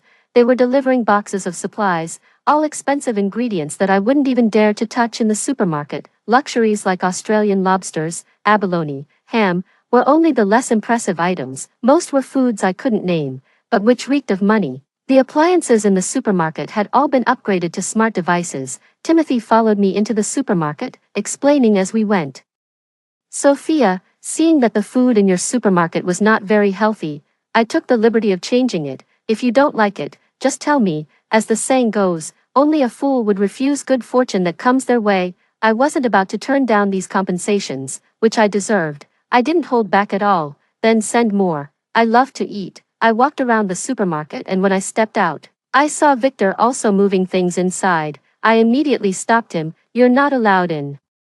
Victor retracted his step, standing awkwardly at the entrance. He looked at me, then at Timothy who had followed inside. Sister, if my third brother can get in, why can't my eldest? I said with a cold laugh. It's my choice, and if I don't let you in, are you going to smash up my little supermarket again? Victor knew I still held a grudge. He set down his goods on the ground, his expression tinged with melancholy. Unsurprisingly, I detected envy in his gaze towards Timothy. For these three brothers, born solely for their sister's sake, their sister was everything. My attitude deeply affected their emotions. I knew that to truly torment someone, physical pain was far from sufficient. I would neither forgive them nor would I ever call them brother. I intended to make them live forever in guilt towards me, spending their lives in repentance. Just then, William arrived. He smiled at me indulgently. Little sister, your second brother noticed you were short on clothes and picked some out especially for you. Not sure if you like them. As he spoke, he began to bring in designer clothes from brands like Chanel and Hermes, but I didn't give him the chance. I stepped forward and kicked over the clothes rack, sending the expensive garments tumbling to the ground. I walked over the clothes, ignoring William completely, not even sparing him a glance, pointing at the clothes on the floor.